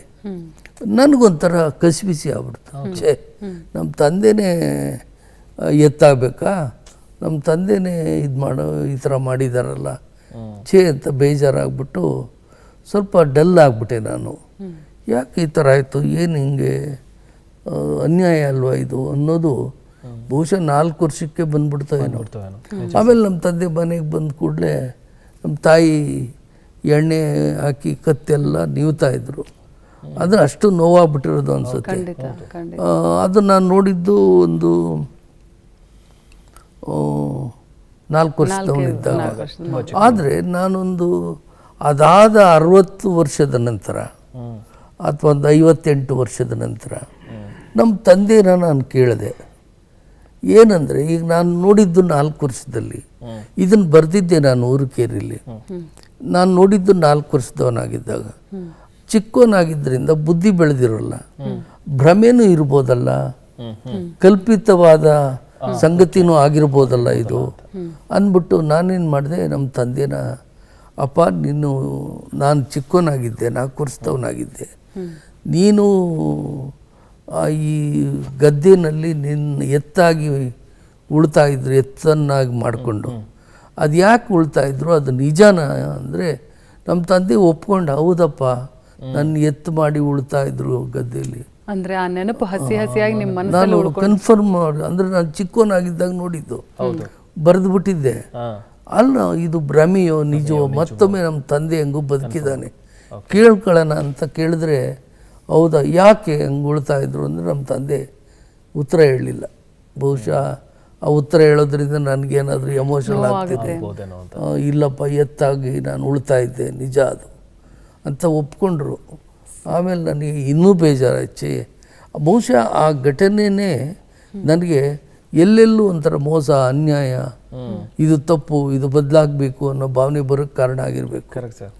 ಆಮೇಲೆ ನಂತರ ನನಗೆ ಆಸಕ್ತಿ ಬಂದಿದ್ದು ಮಾರ್ಕ್ಸ್ವಾದದಲ್ಲಿ, ಅಂಬೇಡ್ಕರ್ ವಾದದಲ್ಲಿ. ಅಂಬೇಡ್ಕರ್ ವಾದ ನನಗೆ ಗೊತ್ತಾಗದೇ ಇದ್ದರೆ ನಾನು ಮನುಷ್ಯ ಆಗ್ತಾನೆ ಇಲ್ಲ ಅನ್ಬೇಕು. ಈ ಏನಾದರೂ ಉಗ್ರ ಮಾರ್ಗಕ್ಕೆ ಹೋಗ್ಬಿಡ್ತಾ ಇದ್ನ ಏನೋ. ಅಂಬೇಡ್ಕರ್ ವಾದ ಓದ್ಕೊಂಡಿದ್ರಿಂದ ಪ್ರಜಾಸತ್ತಾತ್ಮಕವಾಗಿ ನಾವು ಹೋರಾಟ ಮಾಡಬೇಕು, ಸಂವಿಧಾನಾತ್ಮಕವಾಗಿ ಹೋರಾಟ ಮಾಡಬೇಕು ಅನ್ನೋದು ನನಗೆ ಚೆನ್ನಾಗಿ ಮನದಟ್ಟಾಗಿದ್ದು ಅಂಬೇಡ್ಕರ್ ಅವರಿಂದ. ಆಮೇಲೆ ಈ ಹೋರಾಟ ಕೇವಲ ಒಂದು ಜಾತಿಯ ಹೋರಾಟ ಆಗಬಾರ್ದು, ಎಲ್ಲ ಜಾತಿಯ ಬಡವರ ಹೋರಾಟ ಆಗಬೇಕು, ಶೋಷಿತರ ಹೋರಾಟ ಆಗಬೇಕು. ಎಲ್ಲ ದೇಶದಲ್ಲಿ, ಎಲ್ಲ ಧರ್ಮದಲ್ಲಿ, ಎಲ್ಲ ಜಾತಿಯಲ್ಲಿ ಅನ್ಯಾಯಕ್ಕೊಳಗಾದವರು, ಸಂಕಟ ಪಡ್ತಕ್ಕಂಥವ್ರು, ತುಳಿಸ್ಕೊಳ್ಳೋರು ಇದ್ದಾರೆ. ಅವರ ಪರವಾಗಿ ನಾವು ಹೋರಾಟ ಮಾಡಬೇಕು ಅನ್ನೋ ಒಂದು ವಿಶಾಲ ಚಿಂತನೆ ಬಂದಿದ್ದು ನನಗೆ ಮಾರ್ಕ್ಸ್ವಾದದಿಂದ. ಅದು ನನಗೆ ತುಂಬ ಇಲ್ಲಿದ ನಾನೊಬ್ಬ ಜಾತಿವಾದಿ ಥರ ಯೋಚನೆ ಮಾಡ್ತಾ ಇದ್ನ. ಸರ್, ನನಗೊಂದು ಕುತೂಹಲ ಅನ್ಸೋದೇನು ಅಂದ್ರೆ, ನೀವು ಇಷ್ಟು ಚಿಕ್ಕ ಮಗು ಇದ್ದಾಗಲೇ ನಿಮ್ಮ ಮನಸ್ಸಿನ ಮೇಲೆ ಬಹಳ ಪರಿಣಾಮ ಬೀರಿರುವಂಥದ್ದು ಇದು. ಒಂದು ಕಮ್ಯುನಿಟಿ ಅವ್ರನ್ನ ನೋಡೋ ರೀತಿ ಇರ್ಬೋದು, ಅಥವಾ ಒಬ್ಬರು ಬಡತನದಲ್ಲಿ ಇದ್ದಂಥ ಪರಿಸ್ಥಿತಿಯಲ್ಲಿ ಅವ್ರು ಅದನ್ನು ಅನುಭವಿಸುವಂಥದ್ದು ಇರ್ಬೋದು, ಇದೆಲ್ಲ ಕೂಡ ನಿಮ್ಮ ಮನಸ್ಸಿನ ಮೇಲೆ ಬಹಳ ಪರಿಣಾಮ ಬೀರಿದೆ. ಸರ್, ಆವಾಗಿನ ಸಂದರ್ಭ ಮತ್ತು ಈಗ ನೀವು ಕೂಡ ಬೆಳೆದು ನಿಂತಿರೋದಿರ್ಬೋದು, ಅಥವಾ ನೀವು ಮಾಡಿರೋ ಹೋರಾಟಗಳಿರ್ಬೋದು ಇಲ್ಲಿನವರೆಗೆ ನೋಡುವಾಗ ನಿಮ್ಗೆ ಹೇಗೆ ಅನ್ಸುತ್ತೆ ಸರ್? ಇವಾಗ ಅದೆಲ್ಲ ಕಡಿಮೆ ಆಗಿದೆ, ಬದಲಾವಣೆ ಕಾಣಿಸುತ್ತಾ ಸರ್? ಆದರೆ ಏನಾಗಿದೆ, ನಾವು ಹೋರಾಟಕ್ಕೆ ಸೇರಿಕೊಂಡು ಚಳವಳಿಗಳಲ್ಲಿ ತೊಡಗಿಸ್ಕೊಂಡು ಇಡೀ ಕರ್ನಾಟಕ ನಾನು ಸುತ್ತಿದ್ದೇನೆ. ಒಂದು 10 ವರ್ಷ ಭಾಷಣ ಮಾಡಿಕೊಂಡು ಊರೂರು ಸುತ್ತಬಿಟ್ಟಿದ್ದೇನೆ. ಒಂದು ಬ್ಯಾಗ್ ನೇತಾಕೊಂಡು, ಬ್ಯಾಗಲ್ಲಿ ಒಂದು ಜೊತೆ ಬಟ್ಟೆ ಇಟ್ಕೊಂಡು, ಸೋಪು, ಬ್ರಷು, ಟೂತ್ಪೇಸ್ಟು ಇಷ್ಟಿಟ್ಕೊಂಡು ನಾನು ಇಡೀ ಕರ್ನಾಟಕನ ಸುತ್ತಿದ್ದೇನೆ ಭಾಷಣ ಮಾಡಿಕೊಂಡು. ಈಗ ಒಂದು ಊರಿಗೆ ಹೋಗಿ ಭಾಷಣ ಮಾಡಿದ್ಮೇಲೆ ಅವರು ಇನ್ನೊಂದು ಊರಿಗೆ ಬಸ್ ಚಾರ್ಜ್ ಅಡ್ಜಸ್ಟ್ ಮಾಡಿಕೊಡೋರು. ಅಲ್ಲಿ ಭಾಷಣ ಮಾಡಿದ್ಮೇಲೆ ಇನ್ನು ಮುಂದೆ ಎಲ್ಲೋ ಬೀದರ್ಗೆ ಹೋಗ್ಬೇಕಲ್ಲ, ಅವ್ರು ಬಸ್ ಚಾರ್ಜ್ ಅಡ್ಜಸ್ಟ್ ಮಾಡಿಕೊಡೋರು. ಓದ್ ಕೂಡಲೇ ಹಾಸ್ಟೆಲ್ಗಳಲ್ಲೇ ಮಲಗ್ತಾ ಇದ್ದು, ಮಲಗಿ ಭಾಷಣ ಮಾಡೋದು. ಈ ರೀತಿ ಭೂಸಾ ಚಳವಳಿ ಅಂತೂ ನನ್ನ ಬದುಕಿನ ಒಂದು ವಿಶೇಷ ಸಂದರ್ಭ. ಆದರೆ ನನಗೆ ಅನೇಕ ಸಲ ಪ್ರಾಣಾಪಾಯದ ಸಂದರ್ಭಗಳು ಬಂತು. ಅಂದರೆ ನನ್ನನ್ನು ಮುಗಿಸ್ಬಿಡೋ ಯತ್ನಗಳೇ ನಡೀತು. ಆದ್ರೆ ಹೆಂಗೋ ಬದುಕುಳಿದೆ ನಾನು. ಅಂದರೆ ಆಗ ಬೀದಿ ಹೋರಾಟಕ್ಕೆ ಇಳಿದ್ಬಿಟ್ವಲ್ಲ, ಬೀದಿ ಹೋರಾಟ ಬೀದಿ ಕಾಳಗ ಅನ್ಬೋದು. ಬೀದಿ ಕಾಳಗ ಹೋಗ್ಬಿಡ್ತು, ದೈಹಿಕವಾದ ಘರ್ಷಣೆಗಳು. ಅದ್ರಲ್ಲಿ ನನಗೆ ಭಾಷಣ ಮಾಡೋದು ಬಿಟ್ಟರೆ ಹೊಡೆದಾಟ ಗೊತ್ತಿಲ್ಲ. ಆದ್ದರಿಂದ ಭಾಷಣ ಮಾಡೋದು ಓಡೋದಷ್ಟೇ. ಈಗ ಗಲಾಟೆ ಸ್ಟಾರ್ಟ್ ಆದಟ್ಟಿಗೆ ಜಾಗ ಖಾಲಿ ಮಾಡೋದು. ಆದರೂ ಅನೇಕ ಸಲ ಅಪಾಯಕ್ಕೆ ಸಿಗಾಕೊಂಡೆ. ಅಂದರೆ ಇದು ಪ್ರಾರಂಭದಲ್ಲಿ. ಆಮೇಲೆ ನಾವು ಎಲ್ಲ ಜಾತಿಯ ಬಡವರು, ದಲಿತರು ಅನ್ನೋ ಘೋಷಣೆ ಕೊಟ್ಟ ಮೇಲೆ ಅದು ಎಲ್ಲರ ಸಪೋರ್ಟು ತಗೊಳ್ಳೋಕ್ಕೆ ಅನುಕೂಲ ಆಯಿತು. ಅದು ಈಗ ಏನಾಗಿದೆ, ನಾವೇನು ಹೋರಾಟ ಮಾಡೋದೋ ಏಟು ತಿನ್ನೋದೇನು ನಮ್ಗೆ ಅವಮಾನದ ಸಂಗತಿ ಏನಲ್ಲ. ಒಂಥರ ಅಭಿಮಾನದಿಂದನೇ ಪೊಲೀಸರ ಏಟುಗಳನ್ನ ತಿಂತಾ ಇದ್ದೋ ನಾವು. ಲಾಕಪ್ಗಳಲ್ಲಿ ಹಾಕಿದ್ರೆ ಏನು ಬೇಜಾರು ಏನು ಆಗ್ತಿರಲಿಲ್ಲ. ಈ ಲಾಕಪ್ನಲ್ಲೂ ನಾವು ಮುಂದೆ ಏನು ಮಾಡಬೇಕು ಹೋರಾಟ ಅನ್ನೋ ಚಿಂತನೆಯಲ್ಲಿ ತೊಡಗಿರ್ತಾ ಇತ್ತು. ನಿಜವಾದ ಕಾಳಜಿಯಿಂದ ಮಾಡಿದಂಥದ್ದು ಅಥವಾ ನಿಜವಾದ ಅದು ಅರ್ಥಪೂರ್ಣವಾದ ಇದು. ಆಮೇಲೆ ಆದರೆ ನಾವು ಹೋರಾಟ ಮಾಡಿದಾಗ ಏನಾಯಿತು, ಏನೋ ಇವೆಲ್ಲ ಜಾತೀಯತೆ, ಇದು ಶ್ರೀಮಂತರ ಅಟ್ಟಹಾಸ, ಎಲ್ಲ ಕಮ್ಮಿ ಆಯಿತು ಅನ್ನೋ ಭಾವನೆ ಬರ್ತಾ ಇತ್ತು. ಆದರೆ ಇತ್ತೀಚೆಗೆ ಏನಾಗ್ಬಿಟ್ಟಿದೆ, ಜಾತೀಯತೆ ಕೋಮುವಾದ ಜಾಸ್ತಿ ಆಗ್ಬಿಟ್ಟು ಈ ಶ್ರೀಮಂತರ ಅಟ್ಟಹಾಸನೂ ಜಾಸ್ತಿ ಆಗ್ಬಿಟ್ಟು ಯಾವನ ಹತ್ರ ದುಡ್ಡು ಐತೋ ಅವನೇ ದೊಡ್ಡ ಮನುಷ್ಯ ಅನ್ನೋ ಥರ ಆಗಿ ಹೌದು ಸರ್, ಹೌದು. ದುಡ್ಡಿರೋನ್ನ ಎಲ್ರಿಗೂ ಕಳ್ಳ ಆದರೂ ಪರವಾಗಿಲ್ಲ, ನಮಸ್ಕಾರ ದುಡ್ಡಿರೋನ್ನ ಕಾಲಿಗೆ ಬೀಳ್ತಾರೆ, ನಮಸ್ಕಾರ ಮಾಡ್ತಾರೆ. ಸನ್ಮಾನ ಏನು, ಸನ್ಮಾನದ್ದು ದುಡ್ಡು ಅವನೇ ಕೊಟ್ಟಿರ್ತಾನೆ ಅನ್ಸುತ್ತೆ. ಅನೇಕ ಸಲ ಆರುಗಳೆಲ್ಲ ತರಿಸೋದು, ಶಾಲ್ ಓದಿಸೋದು, ಕೆಲವರು ಅವರೇ ದುಡ್ಡು ಕೊಟ್ಟು ಸನ್ಮಾನ ಮಾಡಿಸ್ಕೊಳ್ಳೋರು ಇದ್ದಾರೆ. ಅದಕ್ಕೆ ಕೆಲವರು ಉಟ್ಕೊಂಡ್ಬಿಟ್ಟಿದ್ದಾರೆ. ಈಗ ಯಾರೋ ಒಬ್ಬ ದೊಡ್ಡ ಕಳ್ಳ ದುಡ್ಡು ಹೊಡೆದು ಸಿಗಾಕೊಂಬಿಟ್ಟ, ಆ ಕಳ್ಳನಿಗೆ ಸನ್ಮಾನ ಮಾಡಿ ಅವನಿಗೆ ಸಮಾಧಾನ ಮಾಡೋ ಒಂದು ಗುಂಪುಗಳೇ ಉಟ್ಕೊಂಡು. ಖಂಡಿತ ಖಂಡಿತ. ಆದ್ರಿಂದ ಹಿಂದಿಗಿಂತ ಹೆಚ್ಚಾಗಿ ಕೋಮುವಾದ ಊರಿಗೆ ಒಂದು 10 ಜನ ಶ್ರೀಮಂತರಿದ್ದಾರೆ ಅಂದ್ಬಿಟ್ರೆ ಉಳಿದವರೆಲ್ಲ ಏನು ನಿರ್ಗತಿಕರ ಭಿಕ್ಷುಕರ ಅದು ನಡೀತಾ ಇದೆ. ಪ್ರಪಂಚದಲ್ಲಿ 50 ಜನ ಶ್ರೀಮಂತರ ಪಟ್ಟಿ ಅಂತ ಅನೌನ್ಸ್ ಮಾಡಿಬಿಟ್ರೆ ಈ ಪ್ರಪಂಚದಲ್ಲಿ ಇರೋರೆಲ್ಲ ಭಿಕ್ಷುಕರು ಅಂತ ಆಯ್ತಲ್ಲ, ಬಡವರು ಅಂತ ಆಯ್ತಲ್ಲ. ಆದ್ರಿಂದ ಒಲಿ ಅವನಿಗೆ ಹೆಂಗ್ ಬಂತು ಅಂತ ಶ್ರೀಮಂತ ಆಗ್ಬೇಕಾದ್ರೆ ಅವನು ಹಣನ ವಾಮ ಮಾರ್ಗದಲ್ಲಿ ಸಂಪಾದಿಸೋದನ್ನ ಅಥವಾ ನ್ಯಾಯ ಮಾರ್ಗದಲ್ಲಿ ಸಂಪಾದನೆ ಅಂತ ಯೋಚನೆ ಮಾಡುವಷ್ಟು ವ್ಯವಧಾನ ಕೂಡ ಇಲ್ಲ. ಇದು ಬಹಳ ಅನ್ಯಾಯ. ನಿಜ ಸರ್. ಸರ್ ಅಂದ್ರೆ ಈಗ ಇವಾಗಿನ ಯುವ ಪೀಳಿಗೆಗೆ ಅಥವಾ ನಮ್ಮ ಈ ಸಮಾಜಕ್ಕೆ ನೀವೇನು ಹೇಳೋದಕ್ಕೆ ಬಯಸ್ತೀರಿ ಸರ್? ಏನು ಸಂದೇಶ ಕೊಡ್ತೀರಾ ಸರ್? ನನಗನ್ನಿಸ್ತದೆ, ನಾವು ಹುಟ್ಟಿದ್ದೇವೆ, ಈ ಭೂಮಿ ಮೇಲೆ ಹುಟ್ಟಿದ್ದೇವೆ, ಮನುಷ್ಯರಾಗಬೇಕು ಮೊದಲು. ನಾವು ನಮ್ಮನ್ನು ಮೃಗಗಳನ್ನಾಗಿ ಮಾಡುವ ಪ್ರಯತ್ನ ಕೂಡ ನಡೀತಾ ಇದೆ. ಹುಟ್ಟಿದ ಮನುಷ್ಯನನ್ನ ಮೃಗವನ್ನಾಗಿ ಮಾಡಿ ಅವನು ಯಾರನ್ನೋ ಕೊಲೆ ಮಾಡೋದು, ಯಾರನ್ನೋ ಚುಚ್ಚೋದು, ಏನೋ ಮೋಸ ಮಾಡೋದು, ಭ್ರಷ್ಟಾಚಾರದಲ್ಲಿ ತೊಡಗೋದು, ತೋರಿಕೆಯ ಬದುಕನ್ನು ನಡೆಸ್ಕೊಂಡು ಸುಳ್ಳು ಹೇಳ್ಕೊಂಡು ಆ ಸುಳ್ಳನ್ನೇ ಸಂಭ್ರಮಿಸೋದು, ಇದು ಅತಿಯಾಗೋಗ್ಬಿಟ್ಟು ಕೃತಕತೆ, ತೋರಿಕೆ ಇದೆಲ್ಲ ಜಾಸ್ತಿ ಆಗಿದೆ. ಅದಕ್ಕೆ ನಾನು ಇವತ್ತಿನ ಯುವಕರಿಗೆ ಹೇಳೋದು, ಮೊದಲು ಮನುಷ್ಯರಾಗಿ. ಗಿಡ ಎಷ್ಟು ಸಹಜವಾಗಿ ಬೆಳೆಯುತ್ತೆ, ಒಂದು ಬಂಡೆ ಎಷ್ಟು ಸಹಜವಾಗಿರ್ತದೆ, ಒಂದು ಹೂಗಿಡ ಎಷ್ಟು ಸಹಜವಾಗಿ ಅರಳುತ್ತದೆ. ಪ್ರಕೃತಿನ ನಾವು ಮಾದರಿ ಮಾಡಿಕೊಂಡು ಸಹಜವಾಗಿರೋದನ್ನ, ಈಗ ಚಂದ್ರ ಬೆಳದಿಂಗಳು ತರ್ತಾನೆ ಚೆಲ್ತಾನೆ ಅಂದ್ರೆ ಅವಾರ್ಡ್ಗೋಸ್ಕರ ಮಾಡ್ತಾನ? ಅವನು ತನ್ನ ಕೆಲಸ ತಾನು ಮಾಡ್ತಾನೆ. ನಾವು ವರ್ಣಿಸಿದ್ದೆ ಅದು ನಮ್ಮ ಕೆಲಸ ವರ್ಣಿಸೋದು. ಆದರೆ ಚಂದ್ರ ಅವನು ಯಾವುದೇ ಪ್ರತಿಫಲಾಪೇಕ್ಷೆ ಇಲ್ಲದೆ ಅವನು ಮೂಡ್ತಾನಲ್ಲ, ಚಂದ್ರ ಬೆಳದಿಂಗಳು ಚೆಲ್ತಾನಲ್ಲ. ಆದ್ದರಿಂದ ಸಹಜವಾಗಿರ್ಬೇಕು. ಅದ್ಭುತವಾದ ಮಾತು. ಬಹಳ ಎಷ್ಟು ಮಾತಾಡಿದ್ರು ಬಹುಶಃ ನಮಗೆ ಕಮ್ಮಿ ಅಂತ ಅನ್ಸುತ್ತೆ. ದಯವಿಟ್ಟು ಕ್ಷಮಿಸಿ, ನಮ್ಮ ಸಮಯದ ಅಭಾವ ಇರೋದ್ರಿಂದಾಗಿ ನಾವು ನಿಮ್ಮನ್ನ ಬೀಳ್ಕೊಡ್ತಾ ಇದ್ವಿ. ಇಲ್ಲಾಂದಿದ್ರೆ ಇನ್ನೂ ಹೆಚ್ಚು ಮಾತಾಡೋದಿದೆ ನಿಮ್ಮಲ್ಲಿ. ಸರ್, ಬೆಳಿಗ್ಗೆ ಬಂದ್ರಿ, ನಮ್ಮ ಕಾರ್ಯಕ್ರಮದಲ್ಲಿ ಮಾತನಾಡಿದ್ರಿ, ನಿಮ್ಮ ಬಗ್ಗೆ ತಿಳಿಸ್ಕೊಟ್ರಿ. ನಮಗಂತೂ ತುಂಬಾ ಸಂತೋಷ ಆಯ್ತು. Thank you so much sir. ಧನ್ಯವಾದಗಳು. ನಮಸ್ಕಾರ. ಧನ್ಯವಾದ.